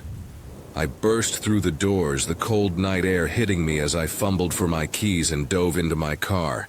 My hands shook as I dialed 911, my voice trembling as I explained what had happened, my eyes darting back to the store, half expecting to see him emerge from the shadows. The police arrived 10 minutes later, their lights flashing in the darkness, but the store was empty. The man was gone, vanished as silently as he'd appeared. Later, they reviewed the security footage, and what they found sent a shiver down my spine. He had slipped in through a side door, a small switchblade glinting in his hand as he hid behind the aisle, laughing that eerie laugh while watching me. The cops suspected he was under the influence, but to me that didn't matter. Sober or not, his intentions were clear. He'd meant to harm me, and I'd been seconds away from a fate I didn't want to imagine. That night still haunts me, the memory of that laugh echoing in my mind, a reminder that sometimes the places we think are safe hold the darkest shadows. Imagine a frozen winter night, the kind where the cold bites into your bones and the darkness feels alive, watching you from every shadow. You're alone at a gas station, the only light for miles, when a familiar face walks in. A face that hides something so sinister it could change your life forever. It was the winter of 2015, and I'd been working at a small gas station on the edge of town for nearly 2 years. My shifts were always at night, those long, quiet hours between dusk and dawn, where the world seemed to vanish, leaving just me and the hum of the fluorescent lights. The station was a lonely place, its aisles stocked with dusty snacks and cheap drinks, the pumps outside standing like silent guards in the dark. Most nights were uneventful, but I'd learned to recognize the regulars, those faces that appeared more than once, breaking the monotony with their predictability. One of them was a trucker who called himself Paul. He was a tall man with a weathered face, always dressed in a heavy jacket that smelled of diesel and road dust. Paul was friendly, almost too friendly, with a smile that stretched too wide across his face, especially for the middle of the night. His cheerfulness felt out of place, like a mask that didn't quite fit, and there were moments when it sent a chill down my spine, though I could never pinpoint why. One frigid night, as the snow fell in lazy flakes outside, Paul walked in, his boots leaving wet patches on the tile. I glanced up from the counter, expecting his usual grin, but something was different. His face was drawn, his eyes dark with something I couldn't name, anger, maybe, or sorrow. He moved through the aisles with a stiffness I hadn't seen before, his hands clenched at his sides. He grabbed an energy drink, one of those neon-colored cans that glowed under the lights, and brought it to the counter. As I rang him up, his expression shifted, that wide smile snapping back into place like a switch had been flipped. But his eyes, they betrayed him. There was a dread in them, a quiet terror that made his smile look like a lie, a grotesque imitation of joy. I handed him his change, my fingers brushing his, and felt a shiver that had nothing to do with the cold. He left without another word, climbing into his truck and disappearing into the night, leaving me with a knot of unease in my chest. I tried to push the encounter out of my mind, chalking it up to a bad day on the road. But the next night, as the snow fell heavier and the wind howled through the empty lot, His truck rolled in again. I watched from behind the counter, my breath fogging in the chilly air, as he stepped inside. The same hollow look was etched into his face, his eyes darting around the station as if searching for something, or someone. He grabbed the nearest drink off the shelf, barely glancing at it, and approached the counter. As I scanned the item, he leaned in close, his voice low and deliberate. "How busy is it tonight?" he asked, his tone casual but his gaze sharp. "When does your shift end?" The questions caught me off guard, their weight settling like stones in my stomach. Before I could answer, he added, "Would you mind helping me lift something in my truck?" I hesitated, the unease from the night before flaring into something sharper. But I'd known him for months.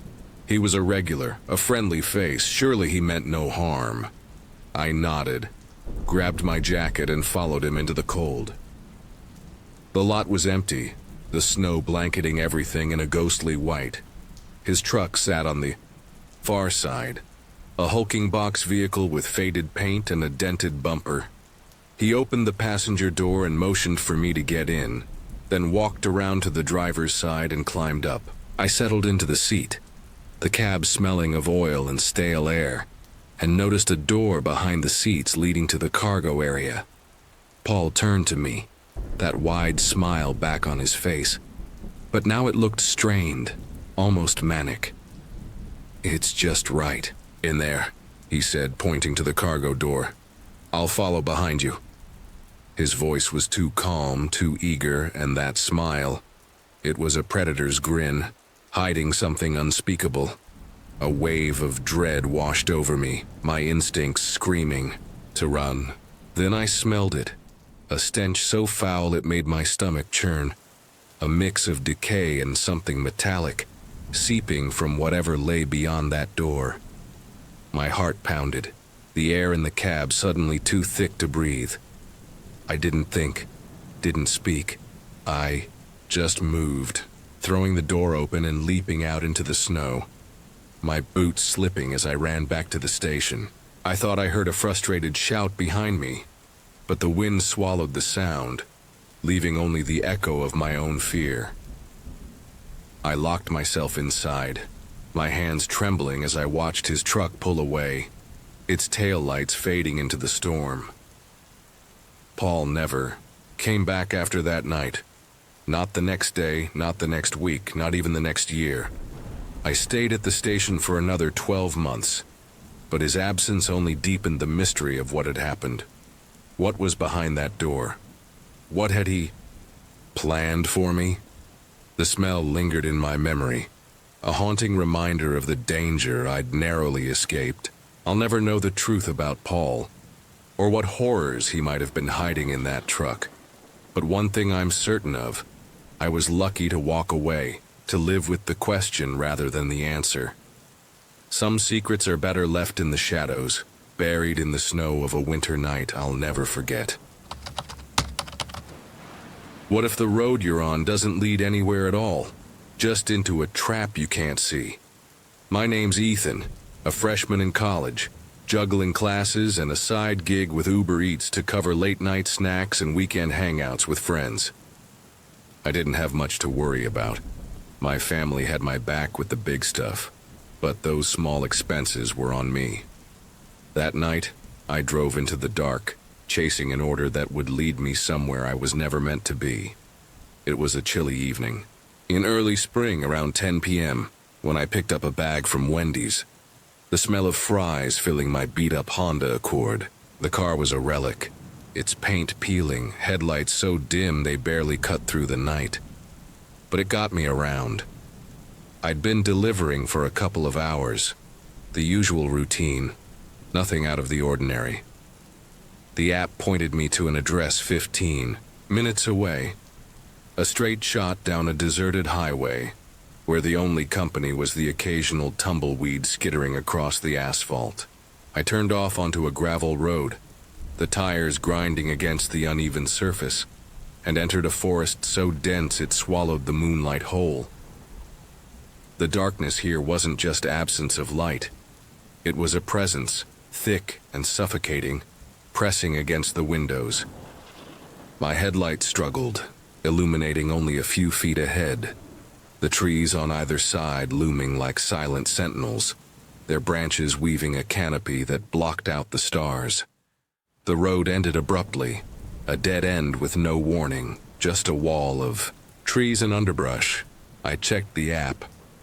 "You have arrived," it insisted, but there was no house, no driveway, not even a path. Had I missed a turn? I stepped out, the cold air biting at my skin, the scent of damp earth and pine filling my lungs. The forest was silent, unnaturally so, the kind of quiet that makes your own heartbeat sound too loud. I took a few steps forward, the gravel shifting beneath my shoes, and scanned the darkness with my phone's flashlight. Nothing but trees, their trunks gnarled and twisted, stretching into an endless void. This wasn't a delivery. It was a mistake, a glitch in the app, I told myself. I turned back to my car, the Wendy's bag still in hand, and reached for the door. That's when I saw it. A faint glow, no brighter than a candle, flickering between the trees deep in the woods. It didn't move, steady and pale, like a porch light calling me closer. Maybe that's the house, I thought, a spark of hope cutting through the unease. I took a cautious step toward it, the forest floor soft underfoot, the air growing colder with every inch. But the light revealed nothing. No house, no path, just itself, a lonely beacon in the dark. It felt wrong, too still, too perfect, like a lure in a spider's web. I stood there, the bag heavy in my hand, torn between curiosity and a growing dread that urged me to leave. Then, the light shifted, sliding behind a tree, and vanished. My blood ran cold. If that was the customer, what were they doing out here? Hiding in the woods? I backed toward my car, my pulse racing, when the forest came alive. The underbrush rustled, the sound of movement sharp and deliberate, drawing closer from the darkness. Something or someone was coming for me. I dropped the bag, the food spilling onto the gravel, and threw myself into the driver's seat. My hands shook as I turned the key, the engine sputtering, refusing to start. Come on, I pleaded, my eyes darting to the woods. Through the corner of my headlights, I saw him, a man sprinting from the trees, his silhouette jagged and wild, charging straight for the road. He was trying to cut me off, to trap me. The engine roared to life just in time, and I made a frantic three-point turn, the car lurching as I sped back down the gravel road. He was close. So close I could see the desperation in his movement. But I made it past him, the forest swallowing him as I escaped.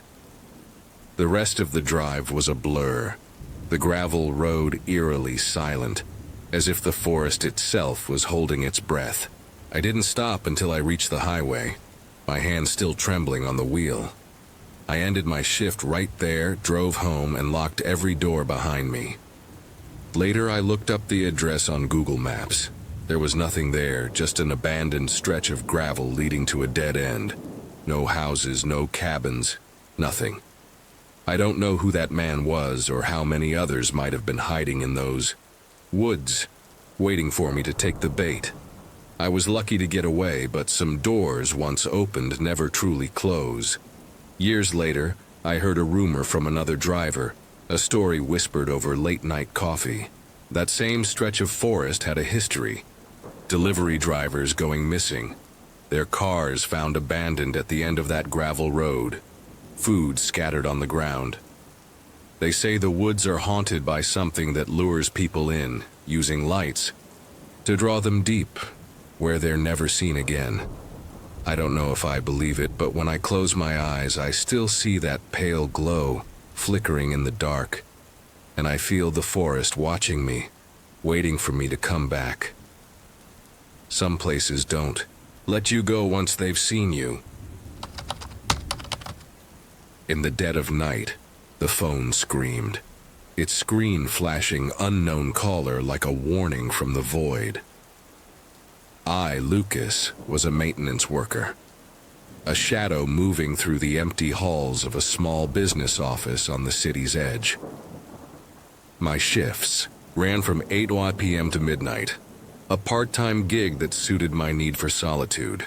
The office shut down at 6 p.m., leaving me alone with the hum of fluorescent lights and the faint hum of sleeping computers. Tonight, the air was heavy, the kind of stillness that felt like it was holding its breath.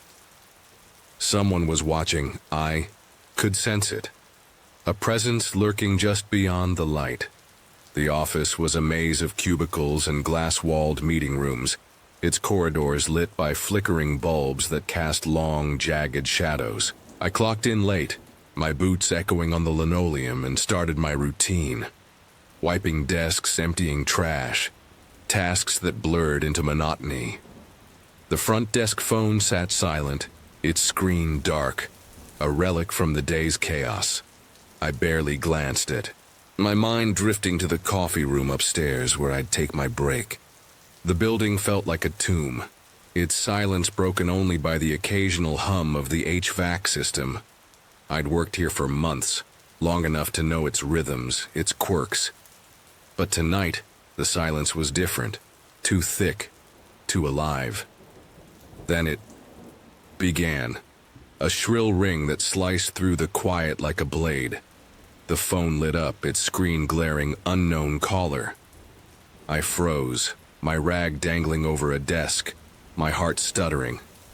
The office was closed. No one should be calling. Not at 9 p.m. My boss would text my cell, not use the landline. I let it ring, the sound jarring, insistent until it stopped. You're overthinking, I told myself, resuming my work. But the unease clung like damp air. Moments later it rang again, then again, each call a hammer against my calm. 5 times. It rang. Each pause between shorter, more desperate. You have to answer, a voice in my head urged. An embedded command I resisted. I remembered another night, weeks ago, when the phone rang once, late, and I'd ignored it. The next day, a delivery. Slip was found outside, but no one had seen the driver. This was different, though. Relentless, personal. I approached the desk, the phone screen glowing like a beacon. Unknown caller, it read, the words stark against the dark.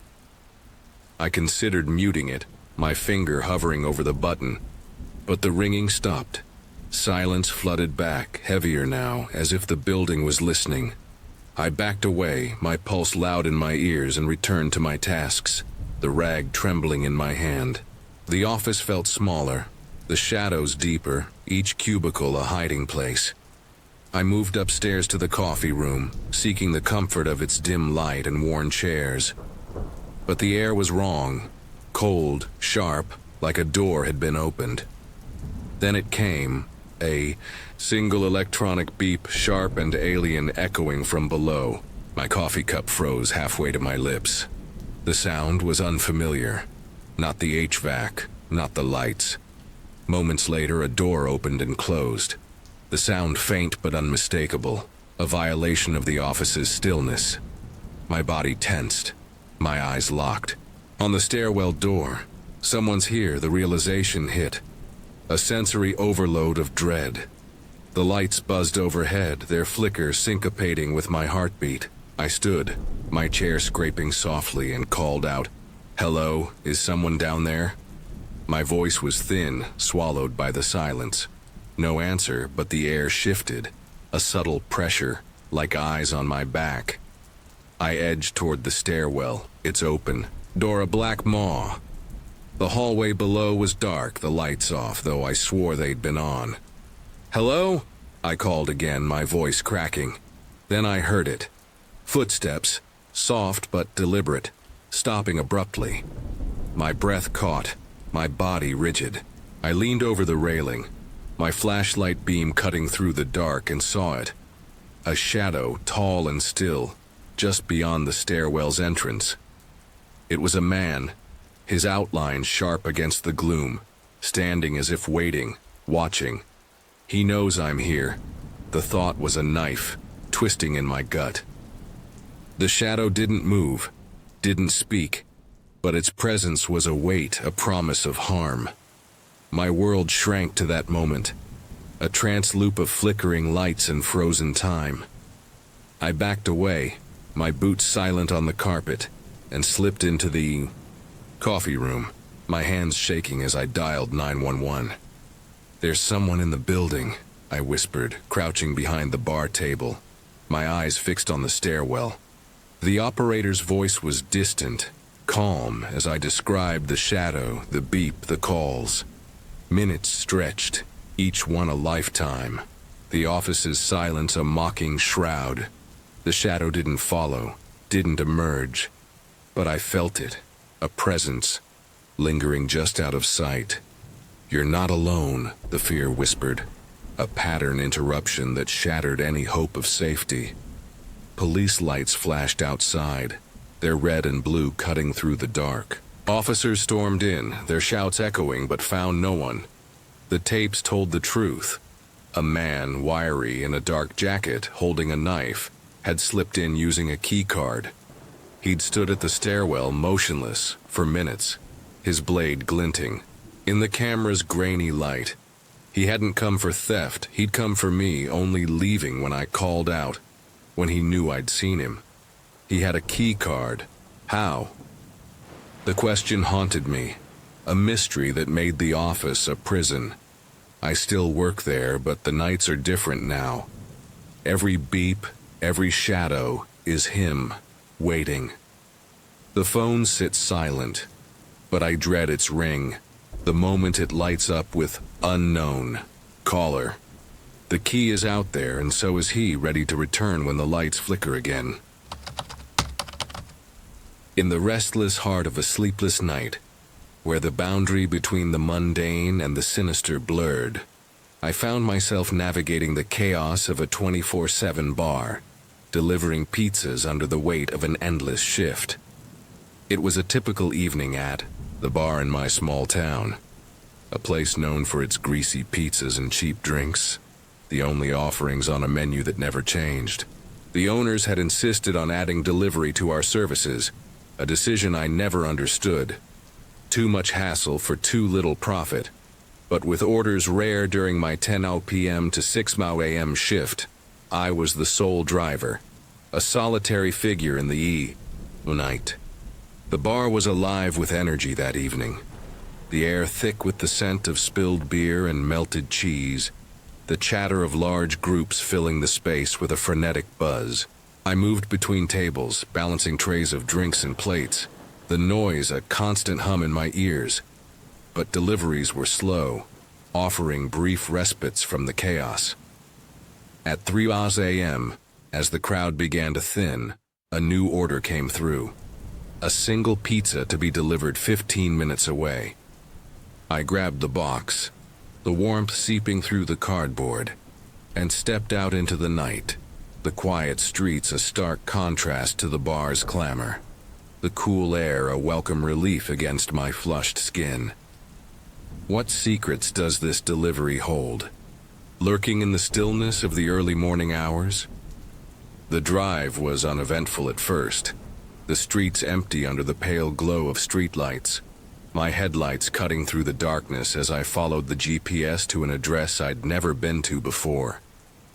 But as the minutes ticked by, the city faded into the distance, the road narrowing into a winding path that led to the entrance of a forest preserve, a place untouched by the glow of civilization. I pulled over on the curb, confusion settling, in as the GPS announced my arrival. This can't be right. There's nothing here but trees, a pitch-black expanse stretching into the unknown. I double-checked the address, confirming it matched the order, but there wasn't a house in sight, not even a faint glimmer of light to suggest habitation. The forest loomed before me, its shadows thick and impenetrable, the air heavy with the scent of pine and damp earth. I reached for my phone, dialing the customer's number, expecting a quick clarification, but the call connected almost instantly. a man's voice on the other end, his breathing slow and deliberate. I explained the mix-up, my voice steady but tinged with unease, and after a long, unsettling pause, he described my car in exact detail, instructing me to look to my left. I turned, my heart sinking as I saw nothing but the endless darkness of the forest, until a movement caught my eye. A figure standing among the trees, waving his arms in a slow, deliberate motion, beckoning me closer. I stepped out of the car, the pizza box in hand, the cold air biting at my exposed skin as I crossed the street, each step heavier than the last. The forest preserve was eerily silent, the kind of stillness that felt alive, as if the trees themselves were holding their breath, watching my every move. There were no cars, no people, just the oppressive quiet that pressed in around me, broken only by the faint rustle of leaves underfoot. The man stood at the edge of the forest, just beyond the grass, his figure shrouded in shadow. But he didn't move to meet me halfway, didn't step into the open where I could see him clearly. He just watched, his stillness unnerving, his gaze, a weight I could feel even from a distance. I stopped halfway through the grass, the pizza box suddenly heavy in my hands, a growing sense of dread clawing at my chest. I called out, asking him to come grab the order and pay, but he hesitated, his head turning to scan the area behind me, his movements deliberate, searching for witnesses in the empty night. My nerves spiked, my thoughts racing, the realization of my isolation hitting me like a wave. Before I could turn back, he moved toward me, his pace quickening, his steps purposeful, and in an instant he was upon me, his hand gripping my upper arm with a force that sent a jolt of panic through me. He pulled me toward the forest, his strength unyielding, his silence more terrifying than any threat. I struggled against his grip, my heart pounding as I tried to break free, the darkness of the forest looming closer with every step. He was trying to keep quiet, his movements calculated, but his intent was clear. He wanted me in those woods, away from the safety of the road. Desperation took over, and I swung my free hand, my fist connecting with his face in a series of desperate blows, the impact jarring my knuckles but enough to loosen his hold. I stumbled back, my breath coming in ragged gasps, and turned to run, my feet pounding against the grass as I raced for my car. But as I glanced back, my blood ran cold. Two more figures emerged from the forest, their silhouettes dark and menacing, moving toward me with predatory intent. I reached the car, my hands trembling as I started the engine, the tires screeching against the pavement as I sped away, driving straight to the police station on the other side of the block. The men were gone by the time the authorities arrived, vanished into the night like phantoms, leaving no trace of their presence. I returned to the bar later that morning, my body still trembling from the encounter, and explained everything to my boss, hoping for some clue about the order. All he had was a phone number, already disconnected, and a first name that was almost certainly fake. He sent me home early, a free slice of pizza in hand, a meager consolation for the terror I'd endured, but I wasn't about to complain. What would have happened if I'd walked deeper into that forest? If I'd trusted the man's beckoning, wave? I escaped because I hesitated, because I fought back, but the thought of what awaited me in those woods, of what those three men had planned, haunts me still, a shadow that lingers in the quiet hours of every night shift since. What if the house you're meant to protect is hiding something that wants to harm you? For a few years, I lived a nomadic life, drifting from place to place, my belongings packed into the back of a beat-up van. To make ends meet, I took on odd jobs, mostly house-sitting and dog-sitting, gigs that were easy to find and paid me to stay in beautiful homes for days or even weeks at a time. It was a strange but freeing way to live, sleeping in strangers' beds, caring for their pets, and soaking in the luxury I could never afford. That week, I'd been hired to look after a sprawling mansion in a remote corner of Washington's National Forest. I arrived on a Thursday afternoon, the late summer sun filtering through towering pines as I pulled up the long, winding driveway. The owners greeted me warmly, a middle-aged couple with kind smiles, and introduced me to their dog, a massive golden retriever named Bella, her tail wagging furiously as she nuzzled my hand. Within an hour, the couple left for their vacation, their car disappearing down the gravel path, leaving me alone with Bella in a house that felt like it belonged in a magazine. The mansion was breathtaking, easily worth $1 million, with high ceilings, polished wood floors, and windows that stretched from floor to ceiling, offering views of the endless forest beyond. It was isolated, the nearest neighbor miles away, surrounded by dense woods that seemed to swallow the horizon. I spent the first day settling in, exploring the grand rooms to familiarize myself with the space I'd call home for the next 5 or 6 days. Bella followed me everywhere, her joyful energy filling the silence as we played fetch in the expansive living room, her golden fur catching the sunlight. That evening, after a simple dinner of pasta and a glass of juice, I decided to take Bella for a walk. The sun was dipping below the trees, casting long shadows across the quiet road that stretched out from the driveway. The forest was serene, the air thick with the scent of pine, and I felt a rare sense of peace as we strolled, Bella trotting happily beside me. We walked for about 15 minutes before turning back, the twilight deepening around us, the world painted in shades of blue and gold. As we approached the driveway, I noticed a man walking toward me, his figure emerging from the lengthening shadows. He kept his head down, his pace steady, as if he didn't see me at all. He looked to be in his 30s, with short black hair and baggy jeans that hung loosely on his frame. My stomach tightened. This driveway was a full 3-minute walk to the house, and there were no other homes for miles. Where had he come from? I quickened my pace, urging Bella along, her ears perking up as we hurried to the house. I glanced back as we reached the door.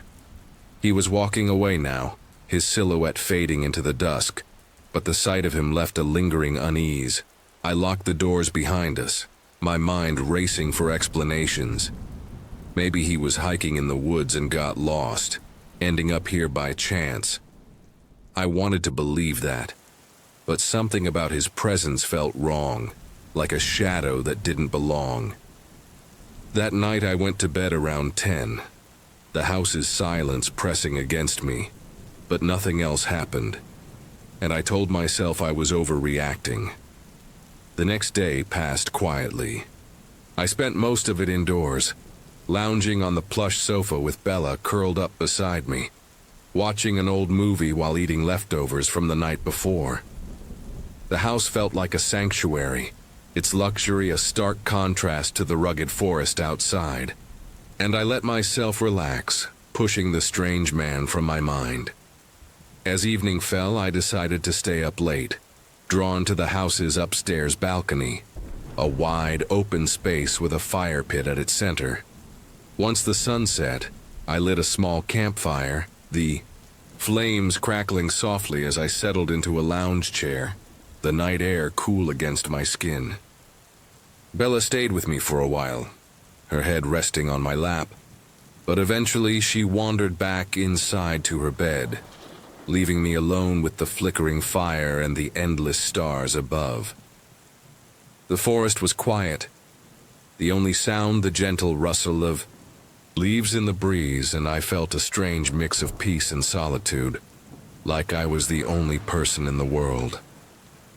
Around 11:30, that peace shattered. A sudden frantic barking erupted from inside the house, sharp and desperate, unlike anything I'd ever heard from Bella. My heart leaped into my throat. She was such a friendly dog, always eager to greet strangers with a wagging tail, so this wasn't normal. I jumped up, the chair scraping against the balcony floor, and ran inside, my pulse racing as I followed the sound. Bella's barks echoed from the other side of the upstairs hallway, urgent and relentless, pulling me toward a spare bedroom. The door was ajar, a sliver of darkness spilling out, and I pushed it open, my breath catching as I saw her. She stood rigid, her tail tucked between her legs, her gaze fixed on a door at the far side of the room, her barks growing more frantic with every second. I called her name, my voice trembling, but she didn't move, her focus unwavering. Dread coiled in my stomach as I stepped into the room, my eyes following her stare to a narrow door. A walk-in closet, its handle glinting faintly in the dim light. My adrenaline surged, every instinct screaming at me to turn back, but I had to know. I moved closer, my hand shaking as I reached for the handle, and slowly pushed the door open. The darkness inside was absolute, a void that seemed to swallow the light from the room. I fumbled for a light switch, my fingers brushing against the wall, but found nothing. The closet was large, filled with rows of hanging clothes, their shapes barely discernible in the shadows. Then my eyes caught a small gap between the garments, and a single unblinking eye stared back at me, cold and predatory, watching me from the darkness. I froze, my blood turning to ice, the air trapped in my lungs. For a moment, time stood still, that eye holding me in its grip, a silent promise of danger. Then instinct kicked in. I slammed the door shut, the sound jarring in the quiet, and I heard the faint rustle of clothes inside, a movement that confirmed he was real. He was there. I grabbed Bella's collar, her barks now a desperate whine, and pulled her with me as I ran downstairs, my legs trembling with every step. I didn't stop until we were in my car, the engine roaring to life as I sped down the driveway, my hands shaking on the wheel. I dialed 911, my voice barely coherent as I explained what I'd seen. The image of that eye burned into my mind. The police arrived 10 minutes later, their flashlights cutting through the darkness as they searched the house. I waited in my car, Bella pressed close to my side, her warmth the only thing keeping me grounded. The officers emerged alone. The man was gone, slipped away into the night. They sat me down, their faces serious, and I told them about the person I'd seen on the driveway the day before, though I couldn't be sure it was the same man. They explained that he likely knew the family was on vacation, assuming the house would be empty, a perfect target for whatever he had planned. But I don't believe he thought the house was empty. I think he knew I was there, watching me from the start. The thought sent a shiver down my spine, a fear that lingers even now. Bella had saved me that night, her barks pulling me from a danger I hadn't seen coming. Without her, I don't know what might have happened in that house, alone, in the heart of the forest, with a stranger hiding just out of sight. What if the streets you ride every day, the ones you think you know, suddenly turned against you? Picture a rainy night in a city where danger lurks in every shadow, and the headlights behind you aren't just a coincidence, they're a predator, stalking you through the storm. I'd been living in St. Louis, Missouri for years, right in the heart of the city where the pulse of life was always loud and chaotic. Everyone knew the crime rate here was no exaggeration. Every day the news spilled stories of violence and despair, a grim reminder of the darkness that clung to the streets. But somehow, I'd always felt untouchable, as if those horrors were part of a world separate from mine. I went about my days as if the city's shadows couldn't reach me, clinging to a fragile sense of normalcy.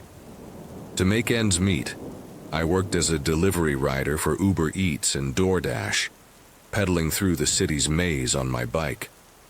It was tough work, especially on nights like this one, when the clouds hung low and the rain fell in fits and starts, soaking through my jacket and chilling me to the bone. I'd started my shift around dinner time, weaving through the bustling streets as the city settled into its evening rhythm, the glow of streetlights reflecting off wet pavement. By 11 p.m., I'd strayed far from my usual routes, finding myself on the edge of the city, where the urban sprawl gave way to a more suburban landscape. Small homes and towering apartment buildings lined the streets, their windows dark and uninviting. The rain had worsened, a steady drizzle that blurred my vision and made the road slick beneath my tires. I was ready to call it a night, to bike back to the familiar glow of downtown and reset my bearings, when a new order popped up on my phone. It was a delivery worth $30 just 2 miles away, a payout too good to pass up even in this weather. The area wasn't the best with its rundown buildings and flickering streetlights, but I'd been here before, delivering to late-night customers without incident. I pedaled to the restaurant, a small diner with a neon sign buzzing in the rain, and picked up the bag, strapping it securely to my bike. As I adjusted the straps, I noticed a car parked a little ways down the street, its headlights cutting through the drizzle, illuminating the sidewalk where I stood. It had been there the whole time, silent and unmoving, but I didn't think much of it. I hopped on my bike and started toward the delivery address, the city's damp chill seeping into my bones. But as I rode, I glanced back and saw those headlights move, the car pulling out and trailing behind me. A coincidence, I told myself, but the knot in my stomach tightened with every turn. The car stayed with me, its presence a shadow I couldn't shake. I made a few turns, hoping to lose it in the maze of the neighborhood, but it followed, its headlights a constant glare in my peripheral vision. My heart began to race, a primal instinct whispering that something was wrong, but I pushed the thought aside, focusing on the delivery. I reached the apartment building, a towering structure with peeling paint and cracked windows, its entrance barely lit by a flickering bulb. I pulled up to the bike rack, my hands trembling as I secured my chain, the car's engine rumbling as it rolled into the parking lot behind me. This isn't a coincidence anymore. Panic clawed at my chest, but I grabbed the delivery bag and hurried inside, determined to drop off the order and get out as fast as I could. The lobby was empty, the air thick with the smell of mildew and neglect. I climbed the stairs to the second floor, my footsteps echoing in the stillness, and found the room number on the order. I knocked on the door, my breath shallow, waiting for an answer. It was a cash payment, a common request in this area, but it meant I had to wait, an inconvenience that now felt like a death sentence. I glanced down the hallway, its dim lights casting long, distorted shadows on the walls. The paint was peeling, ceiling tiles missing, and patches of mold clung to the corners, a testament to the building's decay. The silence was oppressive, broken only by the faint drip of water somewhere in the distance. I knocked again, my eyes fixed on the end of the hallway when I heard footsteps ascending the stairs. My heart rate surged, a cold sweat breaking out on my skin, as if my body knew something I didn't. Then they appeared, 2 men, their silhouettes emerging from the stairwell, their eyes locked on me with an intensity that made my blood run cold. They walked toward me, their steps deliberate, their gazes unyielding like hunters closing in on prey. I wanted to leave, to run, but the door behind me still hadn't opened, and I didn't know what to do. I took a hesitant step toward the stairs, hoping to slip past them, but they moved to block the corridor, their bodies a wall of menace. They pushed me back, their hands rough against my shoulders, and in that moment, the door behind me finally opened. A third man stood there, his expression blank, but I knew instantly he was with them. Together, they forced me into the room, the door closing behind us with a finality that echoed in my bones. I screamed, my voice raw with terror, as they dragged me into a bedroom. A small, empty space with bare walls and a single flickering bulb. They tossed me inside, locking the door, leaving me alone in the suffocating darkness. I sat in the middle of the room, my knees pulled to my chest, feeling a hopelessness so deep it threatened to swallow me whole. Through the door, I heard their voices, low and conspiratorial, planning to get both of us into a car. Both of us? What did that mean? The word sent a fresh wave of terror through me, my mind racing with the horrifying realization that I wasn't their only victim. Time stretched into an eternity. Each second a dagger of fear until a new sound broke through the haze, shouting, urgent and commanding, coming from the hallway. It wasn't the men. It was the police, their voices booming as they demanded the door be opened. I held my breath, my heart pounding, as the men's voices fell silent. They didn't resist, didn't fight, and within moments the door to the bedroom was unlocked. Officers pulled me out, their faces grim but reassuring, and as I stumbled into the hallway, I learned the truth. There was another victim, locked in a different room, taken just 10 minutes before I arrived. The men had used the same tactic, ordering a delivery, following the rider, and trapping them here. A neighbor had heard the commotion, the echoes of my screams, and called for help, saving us both. The police couldn't say what the men had planned as they refused to speak, but the evidence suggested this was their first attempt at something far worse than a simple robbery.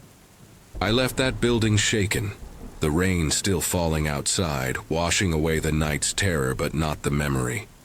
I'm grateful for that neighbor, a stranger who became my savior, because without them, I can't bear to imagine what might have happened, what horrors awaited us in the shadows of that car.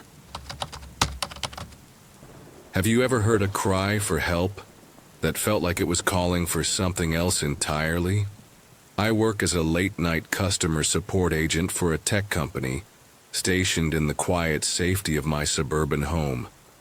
My job lets me stay in my pajamas, but the overnight shifts are a brutal trade-off, pulling all-nighters in a house that feels too big when the world outside is asleep.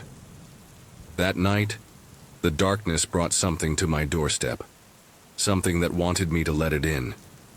It was a typical shift in early April, the clock ticking past 2 a.m., my laptop glowing with the chat window that kept me tethered to the outside world. I handled 5 to 10 customers an hour, each issue resolved in a couple of minutes, leaving me with long stretches of nothing but the hum of my computer and the faint murmur of a YouTube video playing on my second monitor.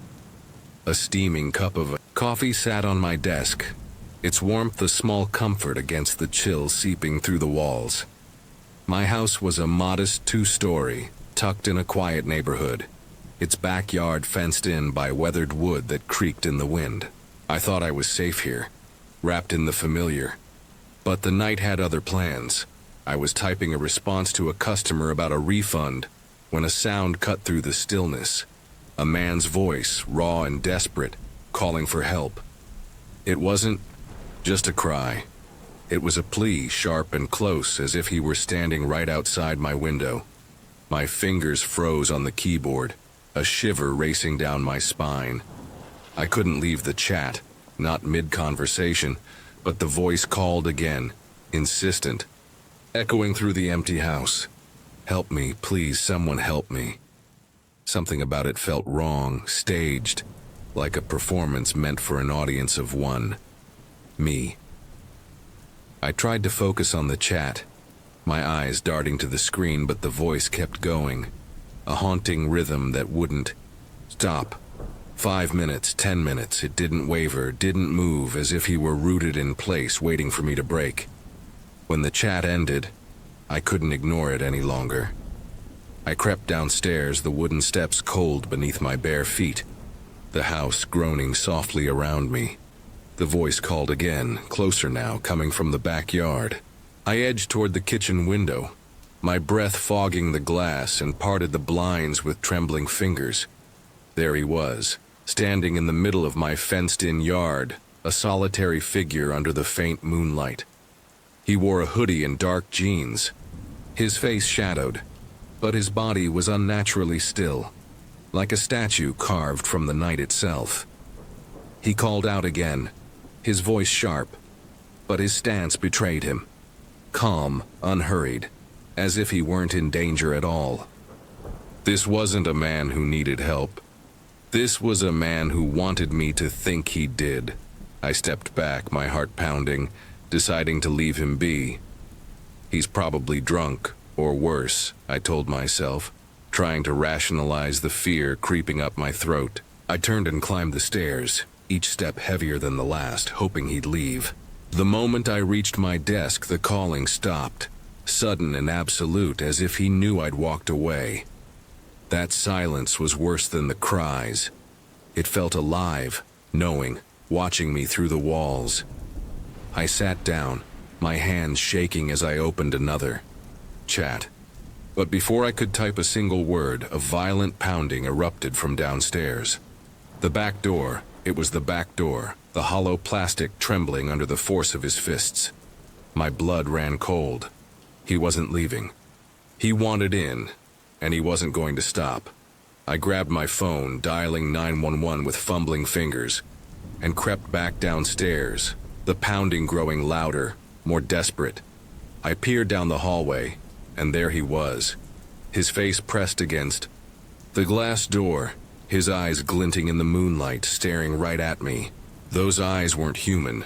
They were empty, predatory, peeling me apart with every second. He struck the door again, the force shaking the frame, and I stood frozen, unable to move, unable to breathe. After what felt like an eternity, his expression shifted, going blank, and he stepped back, disappearing into the backyard. I watched, my breath shallow, as he climbed the fence, his figure fading into the night. But then I saw them. More shapes, more figures, moving beyond the fence, their shadows dancing in the gaps. There wasn't just one.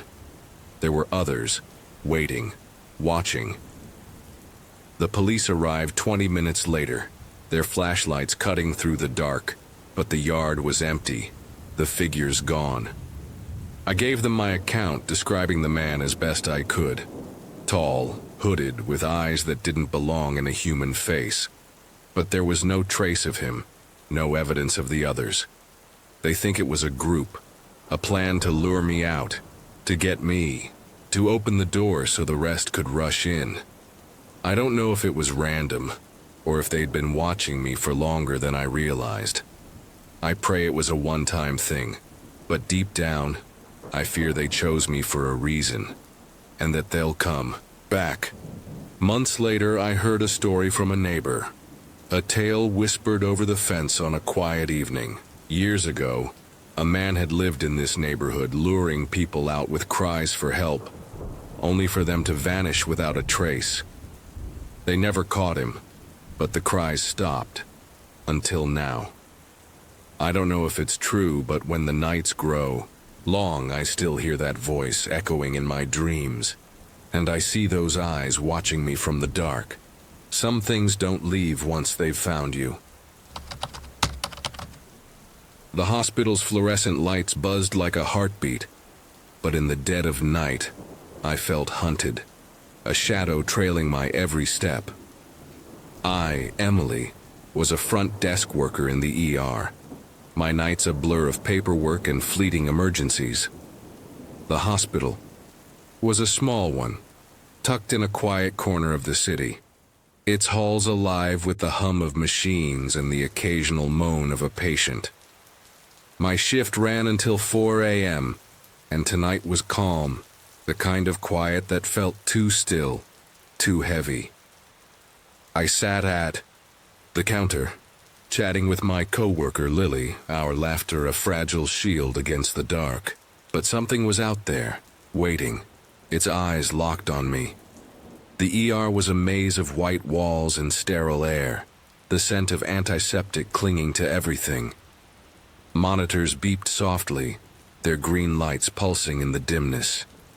Lily and I traded stories, our voices low, the night stretching endlessly before us. Around 2 a.m., Lily slipped away to the cafeteria, leaving me alone at the desk. The silence settled like dust, broken only by the distant hum of a ventilator. I stared at the computer screen, its glow harsh against my tired eyes, trying to ignore the prickle on my neck. "You're not alone," a whisper in my mind warned, though I brushed it off as fatigue. Then he appeared, a figure emerging from the night like a specter. The front door slid open and a man stepped in, his black hoodie swallowing the light, his dark hair tangled and unkempt. His steps were slow, deliberate, his eyes scanning the room before settling on me. My stomach tightened, an instinct I couldn't name. He approached the counter, his presence heavy like a storm cloud pressing down. "I'm looking for Claire Thompson," he said, his voice low, flat, each word clipped. I frowned, checking the records, my fingers clumsy on the keyboard. "No. Claire Thompson, no one close." "I'm sorry, there's no one here by that name," I said, my voice steady despite the unease curling in my chest. "Try another hospital." He nodded, his gaze lingering too long, then turned and left, the doors hissing shut behind him. I glanced at the security guard across the room, our eyes meeting in silent agreement. That was strange. His aura had been wrong, like a puzzle piece, forced into the wrong slot. I shook it off, focusing on the paperwork, but the memory of his stare clung to me, sharp and cold. Lily returned, her chatter a welcome distraction, and the rest of the shift passed in a haze. At 4 a.m. I said goodbye, grabbing my bag and stepping into the night. The parking lot was a vast, empty sea, the employee section far from the building. A trek through darkness.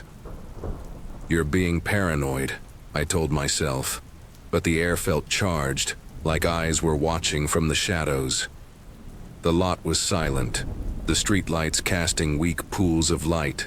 My car sat alone, a lone sentinel in the black. I walked faster, my breath visible in the cold, the crunch of gravel under my boots too loud. I'd felt this before, months ago, leaving a late shift and seeing a figure by the lot's edge, gone. When I looked again, this was different though, tangible, urgent. I reached my car, tossing my bag onto the passenger seat, and started the engine. The road home was empty, the city asleep, but a weight pressed on me, a certainty I couldn't shake. "You can't shake it," the thought echoed, an embedded command rooting me in fear. I checked my mirrors, seeing nothing but darkness, yet the feeling grew, a shadow in my blind spot. At home, I pulled into the driveway, the familiar outline of my house a faint comfort. I stepped out, locking the car, and hurried to the front door, my keys jangling in the quiet. I'd barely crossed the threshold, the door still ajar, when footsteps exploded behind me, rapid, heavy, charging up the porch. My heart seized, my body frozen as the doorknob rattled violently, someone trying to force it open. "Please, ma'am, open the door, I need help," a voice called, low and urgent. But I knew it, it was him, the man from the hospital. My hand locked the deadbolt instinctively, my breath shallow as I backed away, fumbling for my phone. His pleas turned desperate, then silent, followed by the sound of retreating steps. I dialed 911, my voice trembling as I whispered, "He's at my house." Police arrived, their lights cutting through the night, but he was gone, vanished into the dark. I stood on the porch shaking as they searched my home, finding nothing. Then an officer called from the driveway, his voice tight. "Ma'am, your car, back door's open." My blood turned to ice. I approached, the open door a gaping wound, and realized the truth. He'd been in the back seat, inches from me, the entire drive home. The thought was a sensory overload. A flood of cold air, the faint smell of his cologne lingering in the car. The image of his shadow curled behind me. He'd planned to follow me inside, perhaps through the garage. But my driveway parking had foiled him, forcing his desperate run to the door. The tapes from the hospital confirmed it. His face, his hoodie, caught on CCTV. He'd stalked me for weeks, learning my car, my schedule, waiting for a night I left a door unlocked. They found him days later. A stranger with no connection to me, driven by a fixation he never explained. He just wanted to talk, he claimed, but the knife in his jacket told a different story. I've moved since, changed jobs, but the dark still haunts me. Every empty lot, every shadow is him, riding silently behind me.